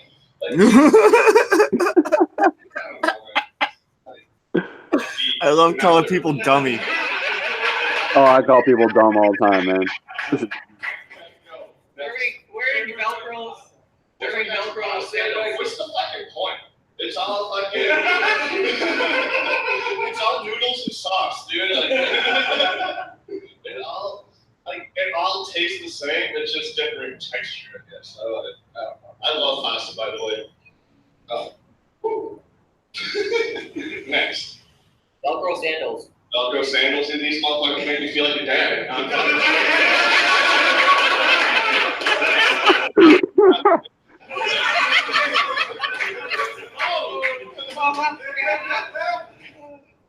Someone yell out. Straw hats! Yeah, there you go.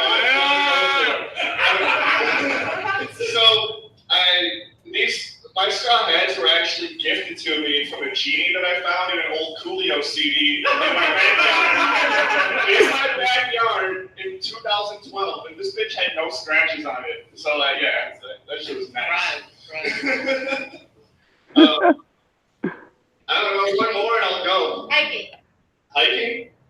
So, my friend Amanda and I were hiking the other day, and we were getting gang stalked by an old lady and her dog and some fucking random dude in a black hoodie. It was way too warm out to be wearing a black hoodie for the size of this dude, too. He was fucking. Someone's getting murdered. Exactly. Different paths, and the old lady with the dog just kept following us, dude. I was like, how else? Like, I was trying to get a blowjob in the woods. You're fucking ruining this shit, old lady. Just kidding. Wow. Go and suck my wiener. That's all I got. Thank you. That's good stuff, man. That's good fucking comedy right there. That's good. I like that. Was funny. See, and that's what I was alluding to. It's. I think for a lot of people, you feed off the energy of everybody else, and it's so much easier. I feel like it seems like to watching your video and versus what this is. It seems to me like you feed off what people are giving you a lot easier. Yeah, that was so fun, dude. Alien dude just like removed all of his fucking messages. Oh, poor baby. It was me. I'm the alien dude. No, I called him a troll. He's like, I'm dipping because you called me a troll, and he gave me a thumbs down. Oh. But you know what? The YouTube algorithm still like treats a thumbs down as a reaction. So even though it's a negative reaction, they still fucking treat it as a reaction. So like any reaction, like the more reactions you have, whether it's negative or positive, it will still boost up in the YouTube algorithm. Like so it'll pop up in your feed and shit. That's awesome. Well, dude, I hate to end this because I'm actually having a blast with you, but I do have for like hours. So I know I do have some stuff I got to take care of before the missus gets home and reams me a new one or hits me with a pan or something like that. Yeah, dude, absolutely. Hang out, Errol, and if you continue. Oh, I got that message last time. I posted that. I didn't even post the whole thing. It's fine.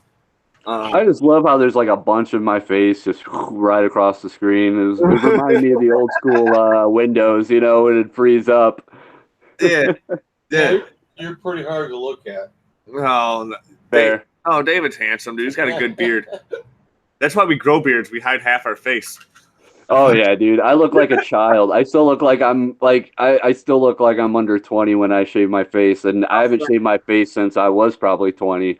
I'll send you a picture that I took a couple of years ago. I shaved my head and my face, dude. I look like I had cancer and shit. I'll send it. It's hilarious. It's hilarious.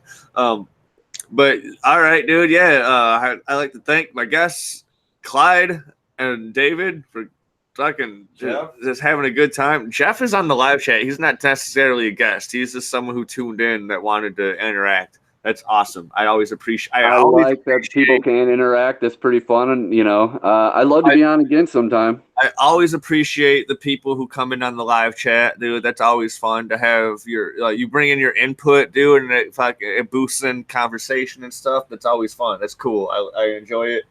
I really enjoyed the weather today for it being super nice and be able to record outside. And like that was fun. And my dog behaved for the most part. Cool. Yeah, it was fun. Such a good boy. He's a good boy. I think there's always I hope there's good sound quality out here. I don't know. I usually record in a tiny room in the basement. Well, I've been able to hear everything and understand all of you guys, both of you guys. So I mean, for me at least on my end, it was pretty good, decent sound quality. I was able to understand everything. But dude, thank you for having me. It's been a blast. Hope to do it again soon with you and just talk stupid shit again, man. That was fun. Everyone like and comment and share and fucking leave some input, dude. In episode 100. I've been telling you guys for episodes now. Episode 100, I got a fucking treat for you. Fucking banging on my microphone right now. I was like, I got a fucking treat for you guys, and it's awesome. I hope I get to be a part of it. You can. I always record here. Sometimes I went to this one dude's house who fucking believes the Mandela effect, and he has like charts and shit of fucking which people live in which universe. And I'm like, oh, wow. My God, that was so fun. That was so fun going over to his house. That blew my mind. The people that really delve into that just astound me, and it's awesome. I love that kind of stuff, man. As I rolled up to his house, I just heard all these loud beepings, and I walked in, and I was like, what the fuck? Is that like a security system? He's like, no, dude, I'm just fucking tuning into different frequencies. But yeah, dude. Thank you for having me. I'm sorry I got to get going. I want to keep talking with you guys. That's the problem. All right. I do got to go, man. I appreciate it. Everybody do all the shit I just said before. Thanks for tuning in. I love you. Bye.